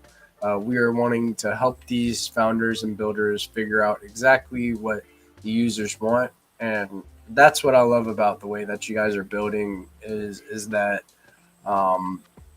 you're building for the users, and you're taking in feedback at such a quick rate and implementing it as soon as possible, right? Prioritizing our community, which exactly. So that's why the feedback is super important. Yeah, and I'm not going to say anything else. I'm not going to say anything else about how other things are function, but you guys are doing it right. I want to say that first and foremost that you guys are listening and taking in feedback from the community, and I respect that. Rosar, did you want to share your screen a little? Did you still want to share your screen and show off what you were talking about before we kind of got off the topic for a little bit, talking about what you were building? I can, yeah. Give me a minute, 5 minutes. I'm gonna get that snack now. I've just been debugging this. Yeah. And it's not very interesting to watch, not gonna lie.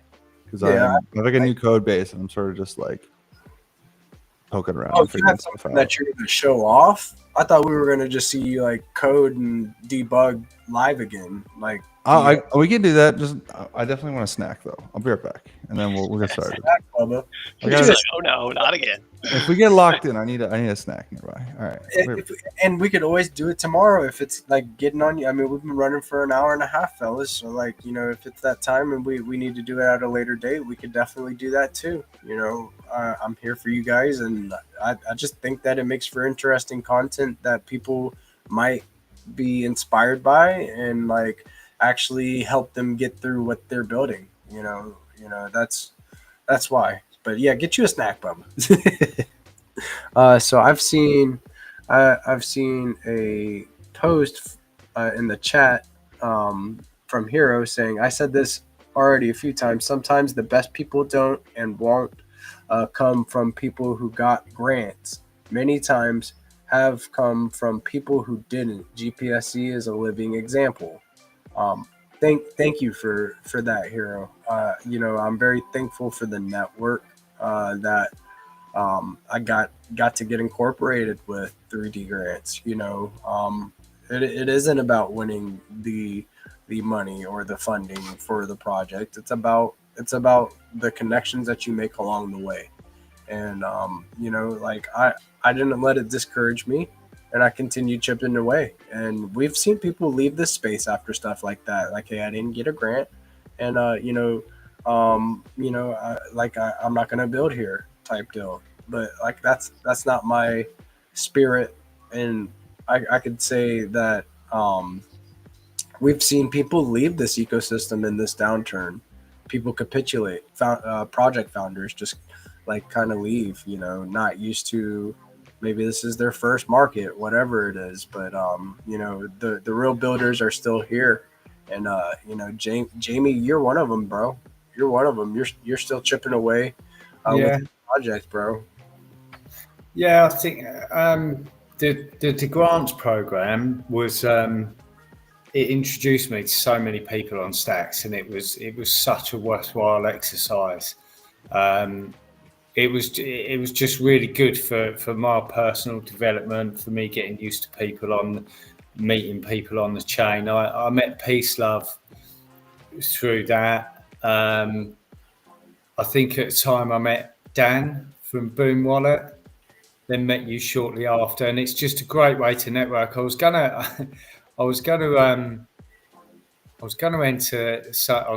enter into the Biddle battle recently, again just for the experience, with a totally different idea. But I haven't got a lot of time, as you know, on my hands at the minute, so I didn't, as much as I really wanted to do it. I think anything like that, you know, what's the old thing they say, do something that scares you every day. You know, anything which is pushing you, it's good for your development. So yeah, I really enjoyed it, found it a really worthwhile exercise, and learned a lot. And yeah, it's good to do that. That's where the gold is, man. Like, you know, you got to get yourself out there. You got to get yourself in like spaces. You've got to make these connections. And then like, you know, I feel like this podcast is helping connect the user base with who's building in this ecosystem. So like having people like, thank you for coming on to talk about what you've got going on, because it's important. It's my pleasure. And it's good to, I mean, I just wish I was a developer, you know. I've got no coding skills, and it's good to be in the company of guys that really know what they're doing and are building stuff like BoostX and like Blaze, and you know, that's the real exciting stuff. I tend to call on the developers to build stuff for me if I need something, or you know, I'll use the services of others to get what I need. But I did look at, there are things you can use like no code clarity. There's platforms like that where you can prompt to create stuff. But yeah, I wish I had the know-how that these guys have, because they're really making a difference. So yeah, my pleasure to come, and I'll come on and fill a spot anytime you wanna listen to me waffle away. Hey man, the space is quickly moving from a place where devs are going to become mentors because of tools like AI tooling, right? If you have the right person to show you how to prompt, you can build anything. So like the devs are going to be in a more of a mentoring position because of course, yes, they know how to use this AI to code and all of that stuff. But like I see great value in their knowledge. You can't just like go in and be like, okay, everybody says that you can build something with AI and you just get started and you try and try and try. And of course, I'm not saying that it won't work, but you could expedite that process through having the right mentors, So, like, I think that, you know, having you in the same room as Crypto Dude or like Rosar as he's coding and stuff is beneficial because then you can see the real process and how it works, and then maybe you experiment just a little bit on your own and then hey, now you're connected with this dev and you can ask them a question, right? Jamie, this is Crypto Dude. Jamie, this is Rosar. And now we're all in the same conversation. Does that make sense? Like, the connections being made here are important, because idea makers in this ecosystem and creators are an integral part of this ecosystem. There's a lot of people that have great ideas and just don't know how to get started. And with the right mentors, everybody can get started building anything here. It starts with asking questions. Exactly. Um, you know, yeah. Did you want to elaborate a little bit on how, like, what your background is and like how you got started in coding, Crypto Dude? Like, what was it like whenever you first started? Sure, I was more a hardware guy on networking side of things for a long time, and then I got into it, and everybody starts a noob. Everybody's a noob when they first start. Don't be ashamed of it. Just get in there and start fucking around. Really, like I would say learning data types is super important. Obviously, if you're taking it seriously, understanding key little principles about that anybody can look up. I mean, I'm not going to go over the details of it right now, but basically just keep hammering, keep practicing on it, and the more you persist and practice on it, the more it'll be like second nature to you, just like anything else. And so you'll never get to the point though where you're like know it all unless you're like Rosar with got like 18 AIs debating his question for him, and then comes back with 10 different probably awesome answers to choose from. But you'll get there eventually, I'm sure. It's just about practice, quite literally, just like anything else. And learning how to talk to an AI when you're prompting, like how to prompt, is something that does have a learning curve. You have to experiment with it to know exactly how to get the best results. So context is insanely important with AI. Not giving it too much, giving it just what it needs to know about, not giving it like you'll think it needs to know about that because it's contextually relevant to you, but you just think about the problem you're trying to get assistance with and solving just very specifically, and then get a little bit of help there. Oftentimes when you do that, you'll wind up realizing you don't even need the AI's assistance. You just needed to think about it a little bit deeper to get that context. So it's about Yeah, it's I would about agree. yeah. Go ahead, Arizar. I was gonna say I feel like right now with AI, the limiting factor is just like humans, like how well you explain the problem. Yep. How to identify the problem that you're trying to solve and what you're trying to accomplish too, like in the most clear and concise way. So like speaking to that large language model, how to reference what you're like trying to build, showing people how to do that with like tools like Cursor and Claude, where you can like basically reference the SIP repository and then get your code in clarity.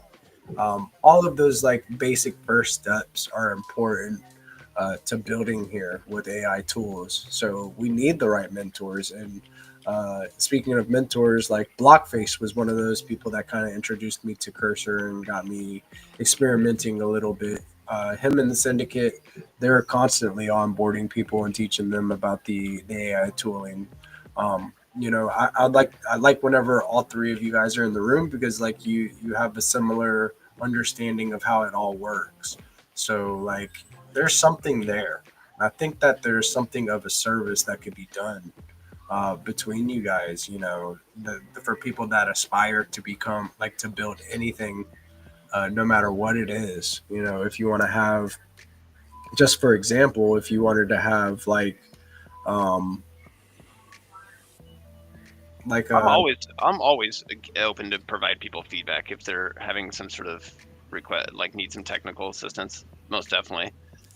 If you're talking so, about like some sort of structured thing, no, that's cool too. yes, that's what I was like, kind of like along the lines of, is like, hey, this is the not the syndicate, because Michael's got that, but like in conjunction with the syndicate and whatever you call yours, or if you guys spin up a name together and it's a service that is like, you're on zero authority, and then people can come to you for a mentoring class. WAGME just spent up his like first like basics of Bitcoin seminar this week. So like something along the lines of that format, but for coding with AI, would be really cool to see. And I know that Hero is a big fan of like what's going on with the live coding and debugging live. Um, maybe it's a segment where like we get you guys together in the same room, and then it's like, hey, if you're trying to set up your machine, this is how you do it. This is how you set up. This is how you use CodePen. This is how you get an HTML, CSS, and JavaScript solution for a website. All of these things, like how to prompt. Yeah, there's a lot of like demystification that probably needs to happen, because a lot of people take hear the technical jargon, and then you just immediately their eyes glaze over, and it's understandable, because there is a lot of that shit, and I like to call that marketing buzz bullshit. And if you just break it down to like objectives and keep staying on track of what your objective is, it's a lot easier, regardless of what your jargon you're trying to spit out. Just like try and keep yourself in the driver's seat, so to speak, as a user, and that'll help you out immensely for making actual progress. Because don't get lost in the weeds of jargon is my point. I like the way that you put it, like demystifying it, because like the words are intimidating whenever you don't know what any of them means or where to get started. Like just kind of like saying, hey, this is the equivalent of this. Like CodePen is where you go to see what your code looks like before you launch it. Like or stuff like that. Like ways to make it like palpable to the people that are trying to learn and trying to get their start. I'm most definitely I'm down for that. I mean, it's better to do that with somebody that's actually trying to get their start, rather than just being all like generic and open ended, because you don't know the I guess you'd say the viewers. I guess you'd say like where they're at, so to speak. It's hard to gauge how to communicate in that, to break it down, so to speak.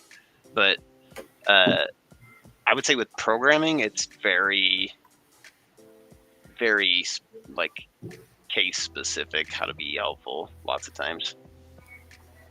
Yeah, you have to know what somebody's trying to build, because not in every circumstance is the code going to work. It's not universal. You have to. Well, there are some things that could probably be relatively like universally applied, like how to set up your Stacks Connect libraries for being able to do authentication for your dApp, and how to leverage the different libraries and what the different libraries are for. That's good knowledge to cover for sure. But taking it to their final application state is most definitely kind of like a case by case, use case specific like context. That that's what AI is great for, actually, on helping refining ideas a little bit if you're still parsing through your business model or whatever. But that's what people should do. They should take their idea, think about how it can apply to an actual business model to provide a product or service, and then go from there, basically. And that's something that WAGME's helping with his Block 9, is like how to kind of formulate your whole idea of what you want to build, and like like learn how to market and all of that stuff. So big shout out to Mr. Wagme and Block9 app, trying to help the newcomer Yeah, get. he's doing something really cool with the map thing too. Like it's like where people can like find other businesses that are down with crypto. Basically, that's cool. Yeah, like, hey, just saying that my business is located here on the map and we accept Bitcoin. There's a use case for that, right? Just for like you pull up that map and you're like, well, I'm completely decentralized. I'm not using the banking system. I have Bitcoin as my savings account and Stacks as my checking account, right? And this is you can find the businesses where you could shop, and we have Stacks Pay. That's it too, to where like you're essentially going to be able to spend your SBTC stacks and SIP10 assets for we're like talking about point of sale. Yeah, point of sale stuff. Yeah, dude, that's gonna be epic. I'm really looking forward to point of sale integrations and stuff like that for like It's huge. I would love to be able to just go down the store and be like, pay with this, pay with SBTC, pay with STX, pay with my Swipe favorite your card. tokens. There's a card. Yeah, there's a card, and then you just swipe it. That's something that will make onboarding people into crypto so much easier, because then they don't have to worry about like transferring the funds from their wallet or their Coinbase or whatever, and then selling for USD. And then We probably don't even need cards really. We just need something that leverages near field communication on your an app that runs on your phone, so you can just tap your phone with your app that basically does the NFC communications to validate the transaction. Now there probably is going to have to be some sort of very secure though, back end on who's receiving that's got an agreement, but yeah, it has to, and very secure, because of like, dude, like I was talking about being in Vegas in May, and I'm like, there was a point that was brought up is like, dude, there's gonna be bad actors out there too, probably twice as many good actors, but there's going to be bad actors out there too. So it makes me want to just get a travel laptop that I don't have any connection to, like my stuff. I'm a homebody. I'm usually here. I don't travel a whole lot, but this is something that I'm doing this year. I'm going to Bitcoin Vegas. So now I got to figure out ways to keep myself safe. On the point of sale topic, what's your opinion for using Blaze for point of sale? Because I know that in traditional point of sale systems, there's like, they do a little initial call to verify that funds exist, and then they typically do batching at the end of the business day or whatever their interval is, right? And I'm curious on, since you do batching with Blaze, how applicable do you think Blaze is to point of sale market? I think it's pretty applicable. It was one of the first things I was looking at when I was thinking of a proof of concept. Nice. So yeah, here first, folks. Blaze point of sales coming soon. Yeah, dude, it's also good because it's a very like common Web 2 like use case, and like it's a good way to like scale out. It wouldn't be outside their it's not outside their normal pattern of behavior almost too. So like everyone sells. Every business sells something. So. So Blaze soon. Point of sale systems for Blaze soon. You heard it here on DeOrganized Nightly first. Had to plug there. We'll get there. Yeah, we'll get there, right? No, that is actually, I think, a $1 billion idea, like right there. Like, in all honesty, somebody that takes the technology, starts getting it into the meat space, you're gonna be a winner. That's like a fact. I want to be able to use that AI that we were using the other day to make those MemoBot hoodies into real hoodies, and then point of sale that shit right there. I want to sell merch with your point of sale system with Blaze. Let's do it. Let's do it. Let's go. Well, you could probably use just traditional like transactions. You don't necessarily have to use Blaze on that, because the benefit of Blaze for a point of sale would be that the instant transaction, so to speak, at the store, yeah. And like it's more meat space in the store. Now, if you got an actual retail shop where you're talking about putting these for people to try on and stuff, then yeah, it'd be perfect for that though. I think that Boom is going to be interesting with the storefronts being able to like. I think that's probably where the like token gated like you have to own this certain memo bot with this design hoodie and using that AI to kind of get a model of what the hoodie would look like. I think that's how that would work for that merch. Like, because you own this memo bot, you have access to buy like this trait, this hoodie trait to get the actual hoodie. So, quick question, GP, since you're the artist here, the resident artist in the for the GP, the Gigapepe universe. So, do you build with SVGs? You develop, or you like create SVG images too, right? Because I can make SVGs, but most of the stuff that I make is PNGs, and I make it on I use GIMP. I don't use Canva. I don't use any of those things. The reason being is because those tools are free, and I want to be able to do a workshop where I can teach people how to do digital art the way that I do eventually, and not everybody will be able to pay for a subscription to these different things. So that's the reason why I use GIMP. Illustrator's monthly is annoying for sure. So, I mean, you should most definitely start handling up some stuff though, because basically with BoostX, I think we've kind of narrowed down the initial idea. It's going to be a limited collection of profile picture augmentations, basically. That's essentially like you kind of look at it like effects to your profile picture. So, like some sort of, animated SVG, basically orbiting your profile picture, for example, like a rocket orbiting the profile picture, like some skulls orbiting the profile picture. It basically animated SVGs that are layered in on your profile picture. So if you own them and you're scrolling through, you can spot basically other people that are boosted. Yeah. Oh, that's sick. Oh, that is sick. I did SVG work with the one of one 80s 80s themed Stacks Invaders upgrades. Those were all SVGs, but they were very simplistic, like pixels, very big big pixels. It was like a 16 by 16 canvas, but those were SVGs. So nice. Yeah. Like obviously this isn't something we have to do overnight or anything. I'm just throwing the idea out there, giving it out there in the universe, as it were, the Giga universe.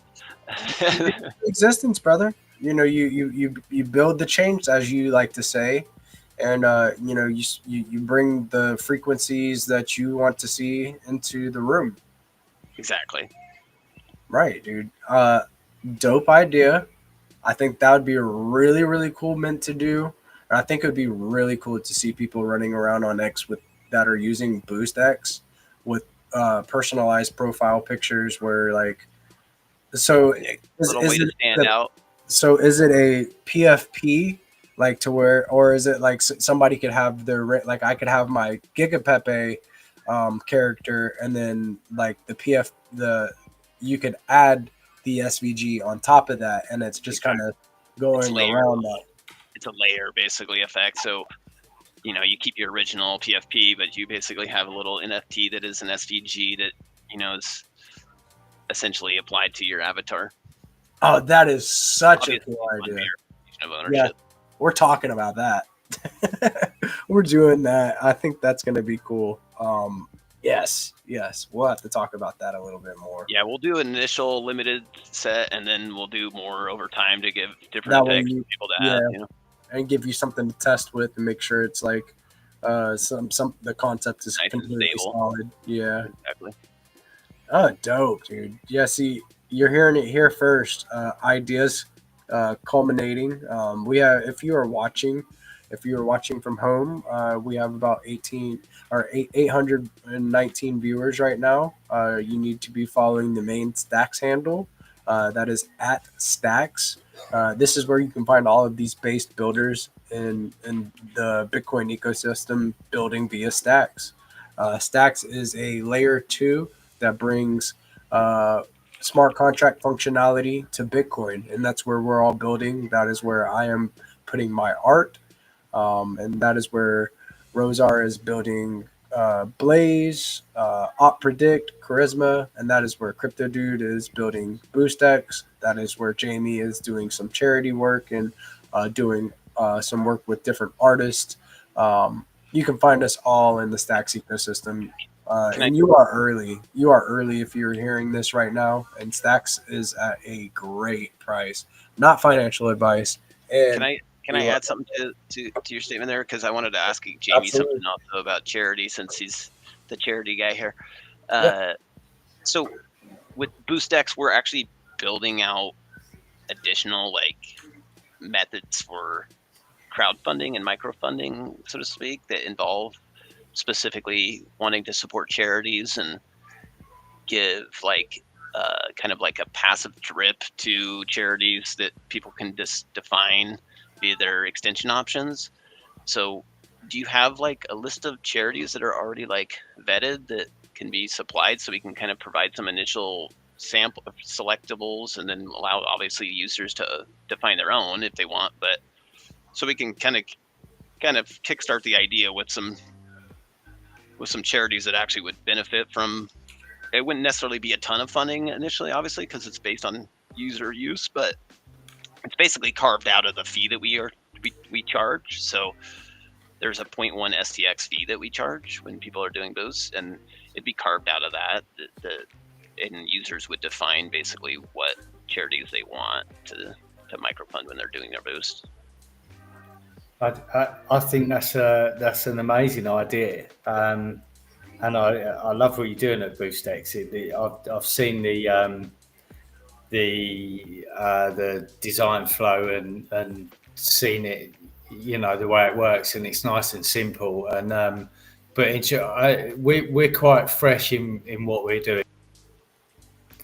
I don't have a list of sort of charitable, sort of recommended charitable organisations. Ours are being picked via the collaborations that we do with artists and lean towards having an association with the story that we tell. But this is just our first official one. We've only done 2 stories, and this will be the first official one where we're giving to charity. But I love that idea, and if I do, I mean, we ultimately, do you feel like you could help procure something like that? Sorry, do you feel like you could help procure something like that? A list of those? Yeah, I mean, more than happy to chip in where I can and give you a hand with that. No problem at all. Yeah, just drop me a message and we'll we'll see what we could do. I mean, and it's funny. I was talking to someone the other day exploring the idea of blockchain technology and how it can sort of revolutionise charitable donations, and you could see the dream, but this is obviously a long-term vision. There's so much would need to change, but the dream is, if you make a donation, you get to see where every cent of that is going right the way through. And we could do that with blockchain, but obviously the difficulty we've got is adoption. And once the money reaches the charity, most charities that you deal with now, they're not going to be used. They're not going to be spending it with. They're not going to be taking that crypto and then spending it. Some might accept donations in crypto now. There's quite a few that do actually. But the benefit here is they would be receiving stacks, which stacks could be obviously stacked and then generate Bitcoin yield from that, right? So they could have basically a passive asset being, working for them, so to speak. So and if you could manage that whole process in effect for them through smart contracts and the smart contracting side to funnel the money in there would be on us for sure. It'd just be an iteration of our BoostX contract that we already have, but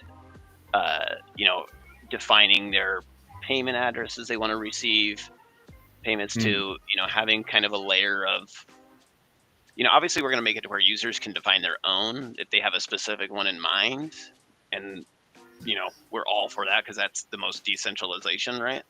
But Yeah. we're also down for highlighting and showing specific charities or artists or creators or whatever. It doesn't have to be necessarily charity specific, like it's about funding ideas that are worthwhile causes more than anything. Yeah. I think that it's a really important thing to do is onboarding charities to blockchain, because you see exactly what's going on, where it's being spent. It is hard, right? Like Exactly. like say for example with like Salvation Army, like only a very small percentage of the funds donated to Salvation Army go to helping others.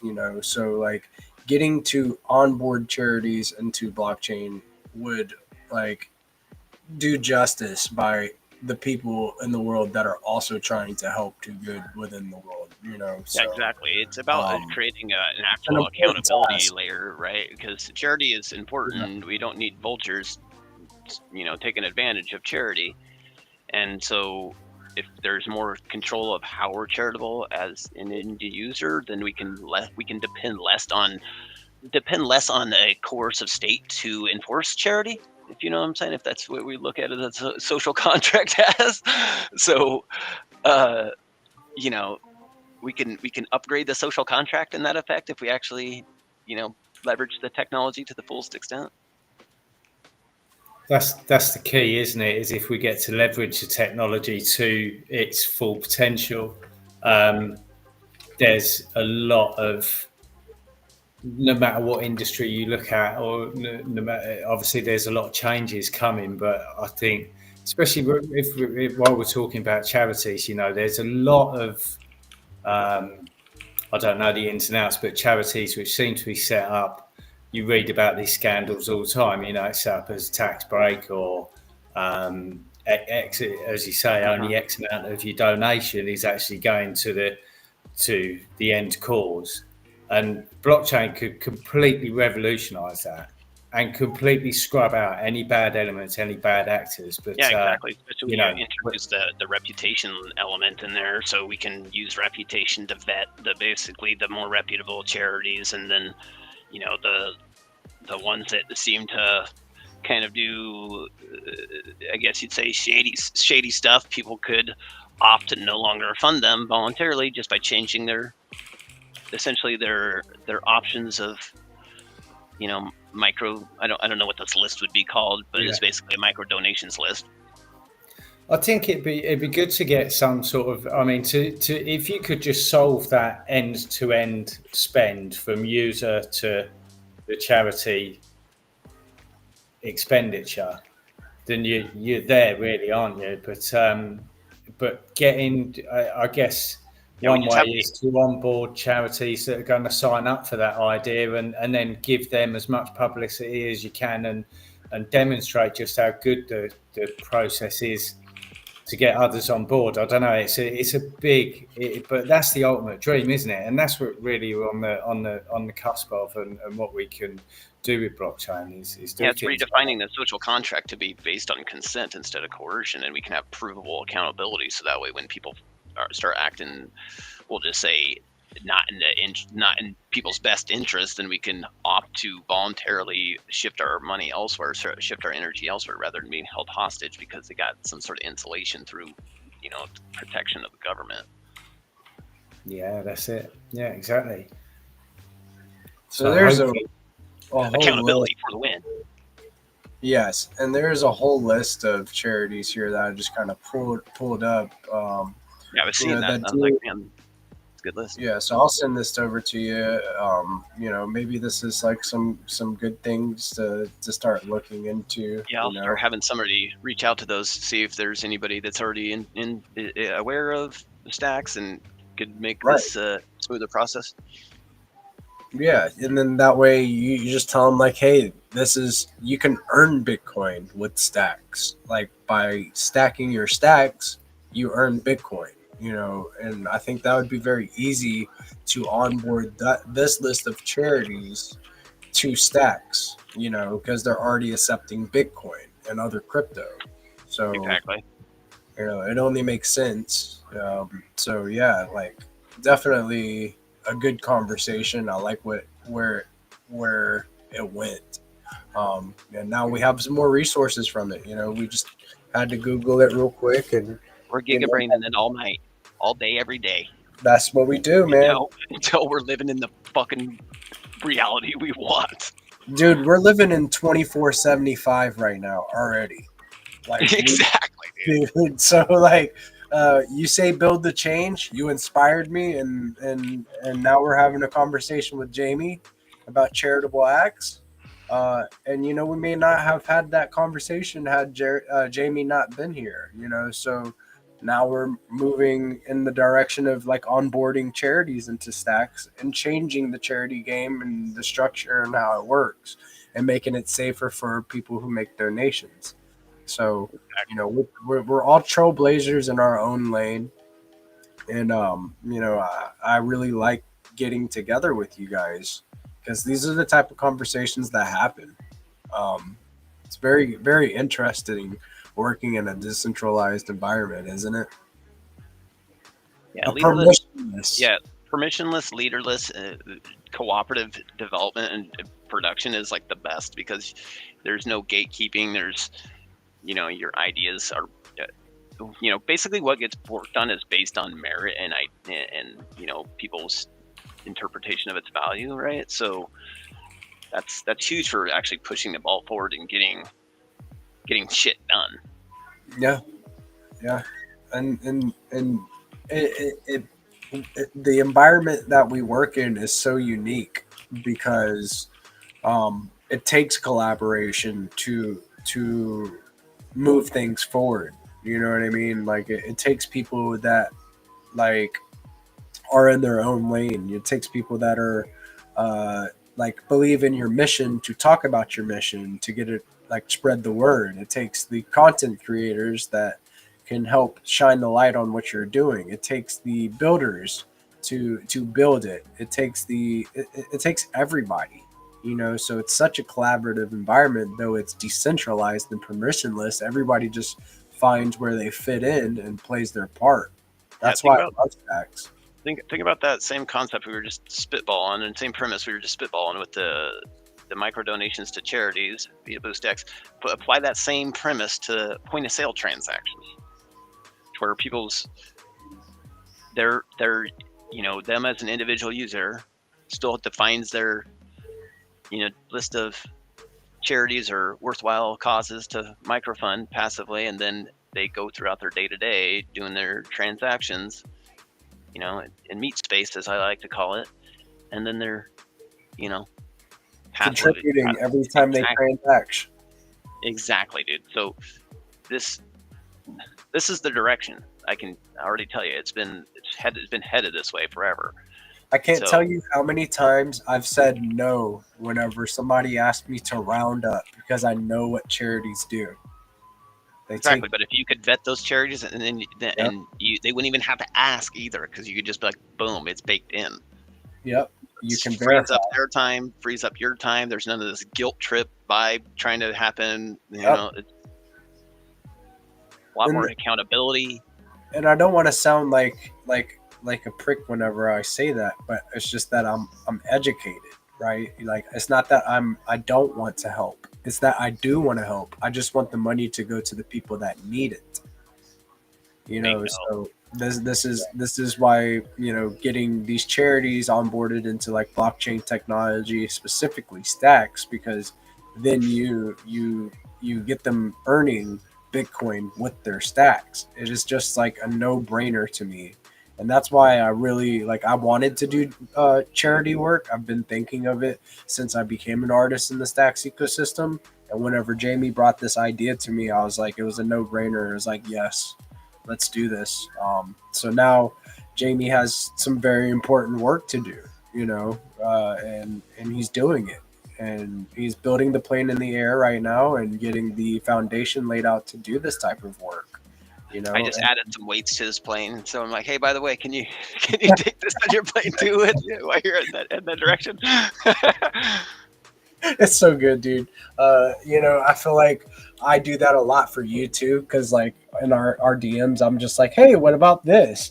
Hey, what about if you could do Exactly, but that's with what we NFTs? And you're like, that's a really good idea. But it's going to take a long time. It's going to take a while to build it, and I have to build this, and this first. But it's a great idea, so I'm going to implement that. So it's in the long term roadmap, So like it goes both ways, brother. I'm adding weight to your plane. You're adding weight to my plane. We're adding weight to Jamie's plane. Rosar's plane is like a C-120 or that big cargo army jet on steroids because he has a AI army behind him.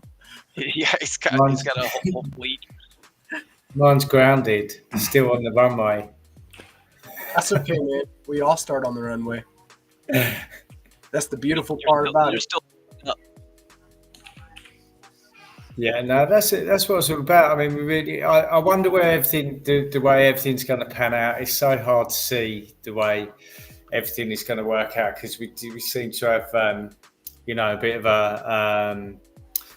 a shift going on with all the changes, but there is some real potential to make some real changes. Some impact, some meaningful changes in the way that we transact. So what else is there to do but just try and push that boundaries, because if you're not going to do it, who else is? So yeah, you've got to try that. And that's ultimately what I'd love to see that. Just even just one donation, just track it from end to end where it was spent, all on Stacks. That would be amazing. But we're a long way off from that, but let's push and let's see how far we can get with it. That's right. Well, that's coming sooner than you think to Boost X, at least. Like that's been one of my having that charitable functionality, so to speak. That's been one of the functions that I've been pursuing for a long time. Like, and by a long time I mean like over a decade. So yeah, having all the pieces has been critical, though, to have it actually smooth for the users. Yeah, I love what you've done with BoostX. You've made it nice and simple, and that's the key for for any user experience. Is simplicity is always key, and it's good. It's good to talk about this and to talk about getting something like that done. I don't know how you would. I don't know whether you'd have to do some kind of audit or vet a potential charity and give them some sort of accreditation and make them sign up to some sort of program or agree that a percentage of their, it's good to talk about it, and then we can, perhaps come up with a couple of ideas and a couple of solutions, and just even just having a chat about it and exploring the idea, and it's worth exploring if it can make a real change, a real impact. Absolutely, I'm most definitely down. Let's talk more detail about that and over time and see what we can hash out. Yeah, you guys connect in Discord or wherever, Telegram, wherever it is. Like, yes, absolutely. Drop me a DM on X if that's what you prefer. That's where I'm usually at. X and Discord. That's usually where you guys can catch me the quickest responses. And you're always active, dude. Like until it's like, hey, I'm gonna get 4 hours, and then you're back at it. Yeah, it's candle at both ends, right? Yeah. Yeah, and that candle, I mean, dude, you must have like a huge candle. Because like, you're still going. Yeah, big old green candle. Let's put it Let's out. go, please. Anytime in the near future, just before May, please. Because I gotta be somewhere. I gotta be in Vegas. Yeah, I want to try and come up with some swag and some merch to send you, so that way you can be repping it. Yeah, dude. Put it on me. Put it on me, dude. I'm gonna be. I'm gonna try to get in there day one, where all the big wigs are, and shake some hands, and then rep for everybody, dude. I want a shirt. I want a shirt with like all of the guys all of the guys on the front and back with the @ on X and like all at the whole 9 yards.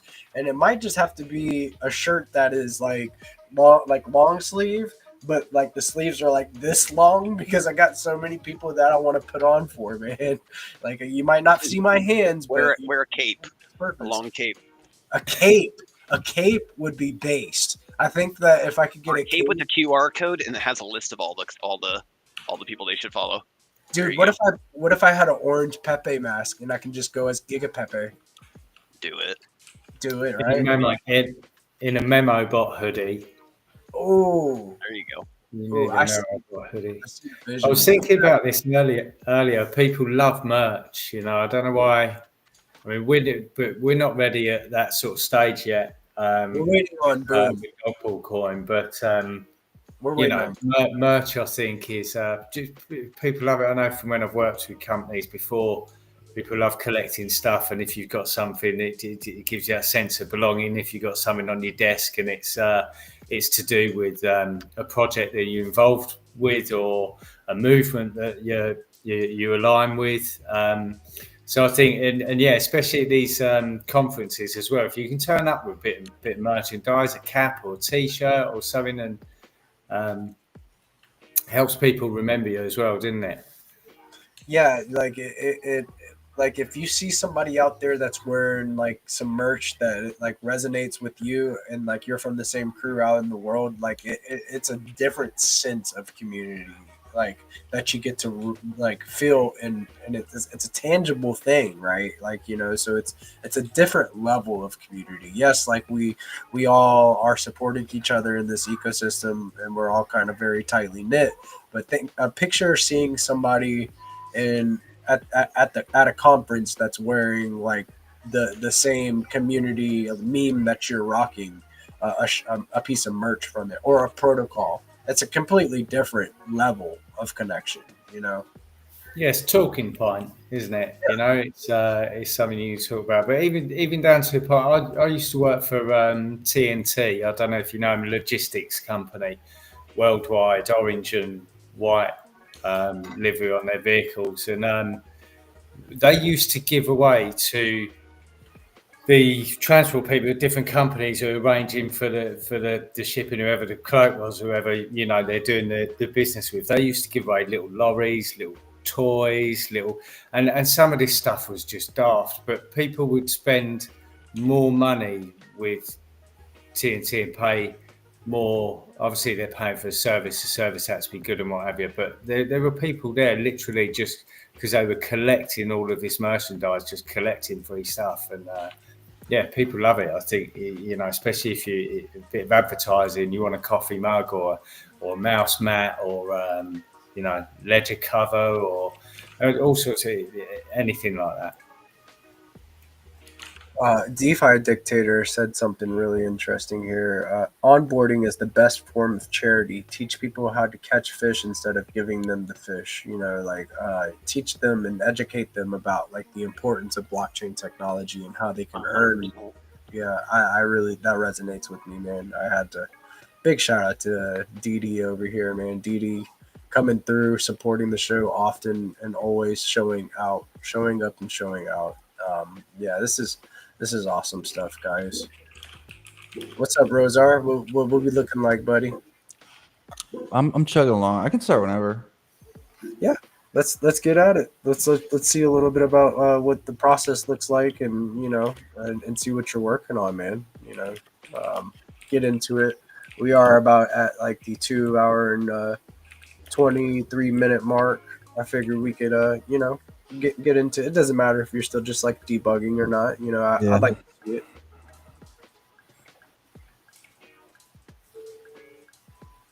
And then you can kind of explain a little bit about like what you're doing. Yep. Yeah, I have this API file. It's just like functions calling Kraken's pricing and like indexing tool he built.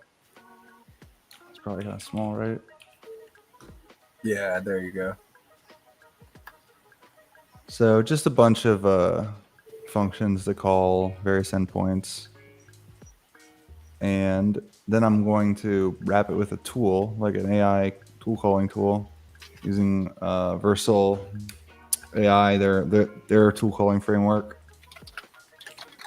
And then once that's all done, we can query the APIs through here and like ask questions about these purchases and basically like confirm the winners of these quests. Awesome. Did you say a KuCoin tool? No. What did I say? Did you say KuCoin or Craxel? Oh, it's like Kraken's like one of his APIs. I don't. This may be separate from Crackle, but maybe get merged into it eventually. I can't wait to be able to just like, I don't know, for example, like do a time based like, hey, go mint a gigapepe, and then if you mint, uh, for example, like if you're the first to mint 3 gigapepes, you get uh, a certain amount of STX or like a different NFT or like a special NFT or a badge from Zero Authority saying that I was the fastest, uh, something like that along those lines. Like these quests are going to be fun. And then like you can literally use them for anything, like anything, any idea that you have. I want to use it. So do you see people using these for like X giveaways, or like where will people be using these quests? Yeah, I think it's like primarily like a giveaway incentive tool for communities. It's a dope one too. I think that it's gonna be kind of like one of those things. Like you do you see this having any type of way to? We have a problem with botting on X with giveaways. Is this a tool that may be able to help with some of that issue? Like maybe incorporate BNS into it, and then that way you have real individuals participating in Quest. Maybe an opt-in feature to use. I think, and BNS. to the extent that since it's using AI, it's not going to be as like gameable. Like because it won't have like rigid rules that you could just like figure out what they are and then like game them. We can add in like anti-bot detection. So, but simple resistance is always a little tricky. I'll have to see. Like I'm just not sure yet how it'll perform against that. But I mean, it's not like the alternative is any better. So we'll see. I mean, I'm optimistic. Yeah, yeah, I am too. And I think that if you could incorporate some way to make these giveaways on X like very very solid, to where like you don't see any of these bottings, even if it's like utilizing the AI, and it is a little bit more difficult. People will try to find a way to game it. So like that would be another like functionality to this that could be really cool to see. Maybe they downloaded BoostX and they have their BNS badge. Whenever that's ready for Crypto Dude, then that's your opt-in to be able to participate in these quests, or you have to have submitted a bounty on Zero Authority, like a way to incorporate the other protocols and that reputation into these quests. Would be cool to see too. Yeah. Anything's possible, right? Just spitballing here. Yeah. I like doing like using tokens for that sort of stuff, like Okay. NFTs Like, and like you and then own like this token, and then you can participate. yeah. I just beat Trippin' Monkey in a tic-tac-toe, by the way. Oh, you did? You gotta let me know. I'm looking at this right now. Yes, dude. Here, I'll pull it. Yeah, dude. Yeah, you just did. I want to drop a bomb, dude. I think Chip let you win. Yeah, I was gonna say, how the fuck? It was just straight down. Yeah, Bro didn't even try to block. Looking at this right now, and I'm like, yeah, Trip let you win. But the cool thing is whenever you do this, you get an NFT. You get an NFT that says you won this match and the moves that were played and stuff like that. So that's probably the reasoning behind him letting you win, because he's probably testing that. Oh man, I earned that victory, bro. I'm not trying to take it away from you. I'm sorry, bud. Oh shit. Oh man. You know, it's always a good time whenever I'm kicking it with the fellas, and you know, we're doing the work that needs to be done, and you know, displaying it. Yeah, just having a laugh, dude. I've been up since 6 o'clock, so like I'm at that point to where it's like what is it called? Slap happy. Yeah. Yeah. Do you guys need a lot of sleep? Like, I don't imagine you guys being, you're like in that small percentage of people that don't need a lot of sleep, right? No, I do. I just No, grind yeah. I just treat my body like shit. You just go, and then like you have a hard crash for 3 days. Yep. Yeah, that's how autists do it. And I know that I'm on the spectrum somewhere. I just don't know where. Yeah, me and Mike have this saying, or well, Mike didn't coin it. It was Liminal Snake that coined it, but it's called autism laser beams. And whenever they like you see somebody really start to like a dev start to explain exactly what the process is, and they're like getting into like terminology that is going to go right over somebody's head, that's when the autism laser beams just start spewing out of your eyeballs. So do you guys find the autism laser beams like coming out often whenever you're coding or talking about your products? Oh, like every freaking time. I always have to like, what am I doing? Let me just dial this back a bit. Yeah, I like how Rosar just shows his face for a second and is like, it happens, and then goes back to coding. I love it. That's a good clip. Oh, I like DeFi Dictator's quote in the chat, sleep is for the rich. That's right. That's right. There you go. I'll share that right there. Sleep is for the rich. Oh yeah, then boom, back with the face. I think that Rosar was probably having trouble, and he got his as often as possible. He's got too many tabs open, and his browser crashed on him while he's trying to code and live stream and talk to us all at the same time. It takes a special person to be able I need to figure out why that happens one of these days. It's probably like you said, like your audio driver. Your audio driver. It was just like spitting up faces, like your face was like this, and then like that, and then like you were gone. So it happens, man. It happens. Blame the host. Yeah, you can put it on me. You can put the blame on me. There's a song about that. You want me to play it?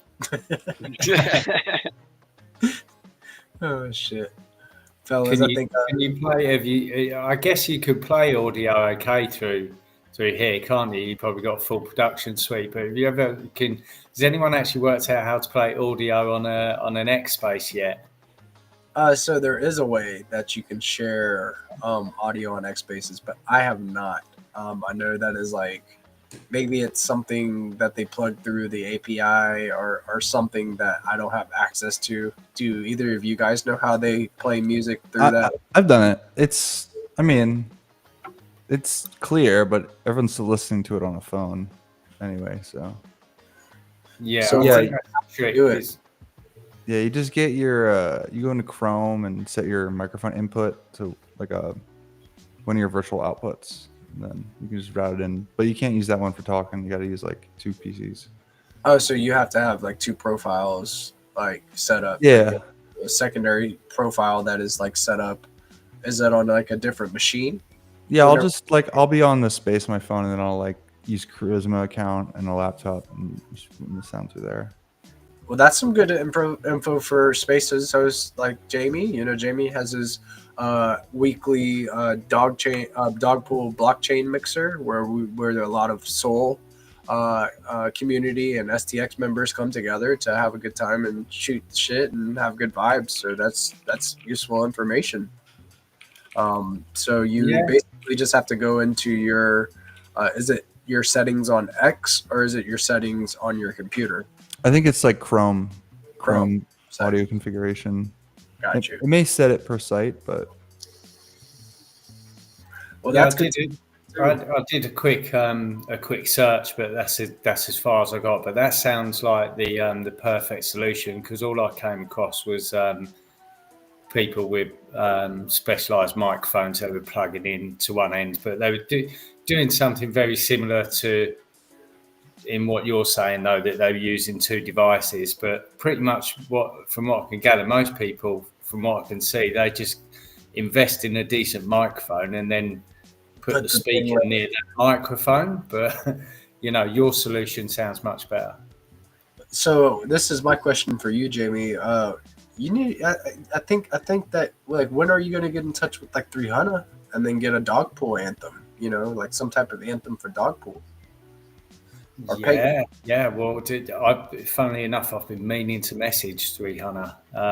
It's the anthem maker. It's on the list of things to do. But yeah, I want to get him involved. He's got some real talent for that. He's in the Galactic Art Collective. He's part of the Galactic Art Collective, man. We're the local talent in the Stacks ecosystem that has been here since through the bearish, the bullish, all. And he's an OG. So if you need an anthem, big shout out to my boy 300.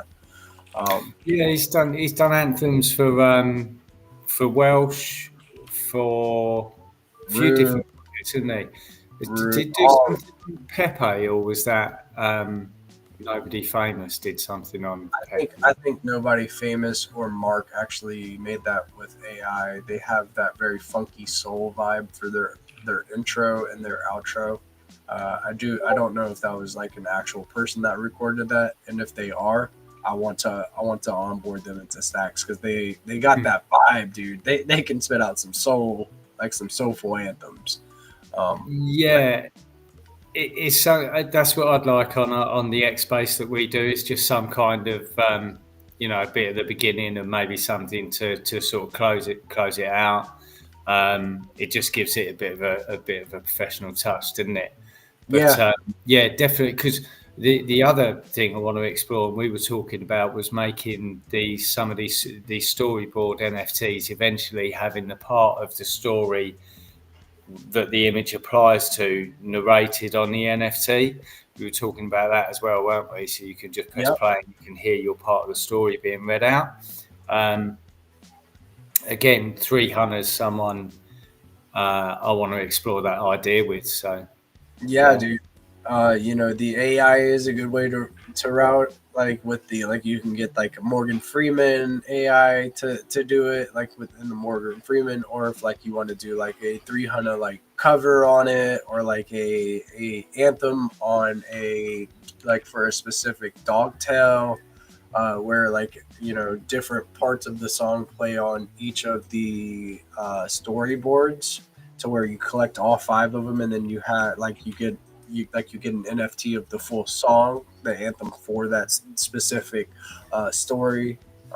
There's so many ways you could go with that. But yes, the MP4 format is supported on Gamma. So like having it either narrated or having like some type of anthem to it is like a good thing to explore for sure. It's definitely a cool idea. Fellas, I think I'm gonna call it a night. I think that it's about that time, and I've really appreciated all of your time tonight. Rosar, like whenever you have this quest ready, like I definitely want to, kind of spotlight that for get the whole community involved and and get to see it firsthand. So, I'm gonna go around the room, just kind of get some final thoughts. I think that this was a great conversation. A lot of good ideas came from it, and I love just getting to hang out with y'all and shoot the breeze, man. Like y'all are the best. I appreciate all the support coming through constantly. I'll shoot to you, Crypto Dude. Do you have anything to add to the conversation? Shameless shill, get Boost X. Yes, everybody that's watching, get Boost X if you haven't done it. Leave a review on the Chrome store. Tell me what features you want to see on it. Also, happy St. Patrick's Day, everybody, and stay safe out there. Don't drink and drive. That's right. I agree with that. Happy St. Patty's and be safe, guys. Rosar, anything that you want to add? Go vote my Blaze project up in the hackathon thing. Yeah, give it an upvote. Go check out. Otherwise, yeah, I'll see you tomorrow or something, I guess. Yeah, dude, you're welcome anytime, dude. Go check out the Biddle Battle. Go set your votes, man. Voting for Blaze. Get us out there and get Rosar in the lead, and let's make that happen, guys. Jamie, what about you, man? Anything? Any final contributions? Anything? Any vibes that you would like to add to the conversation, brother?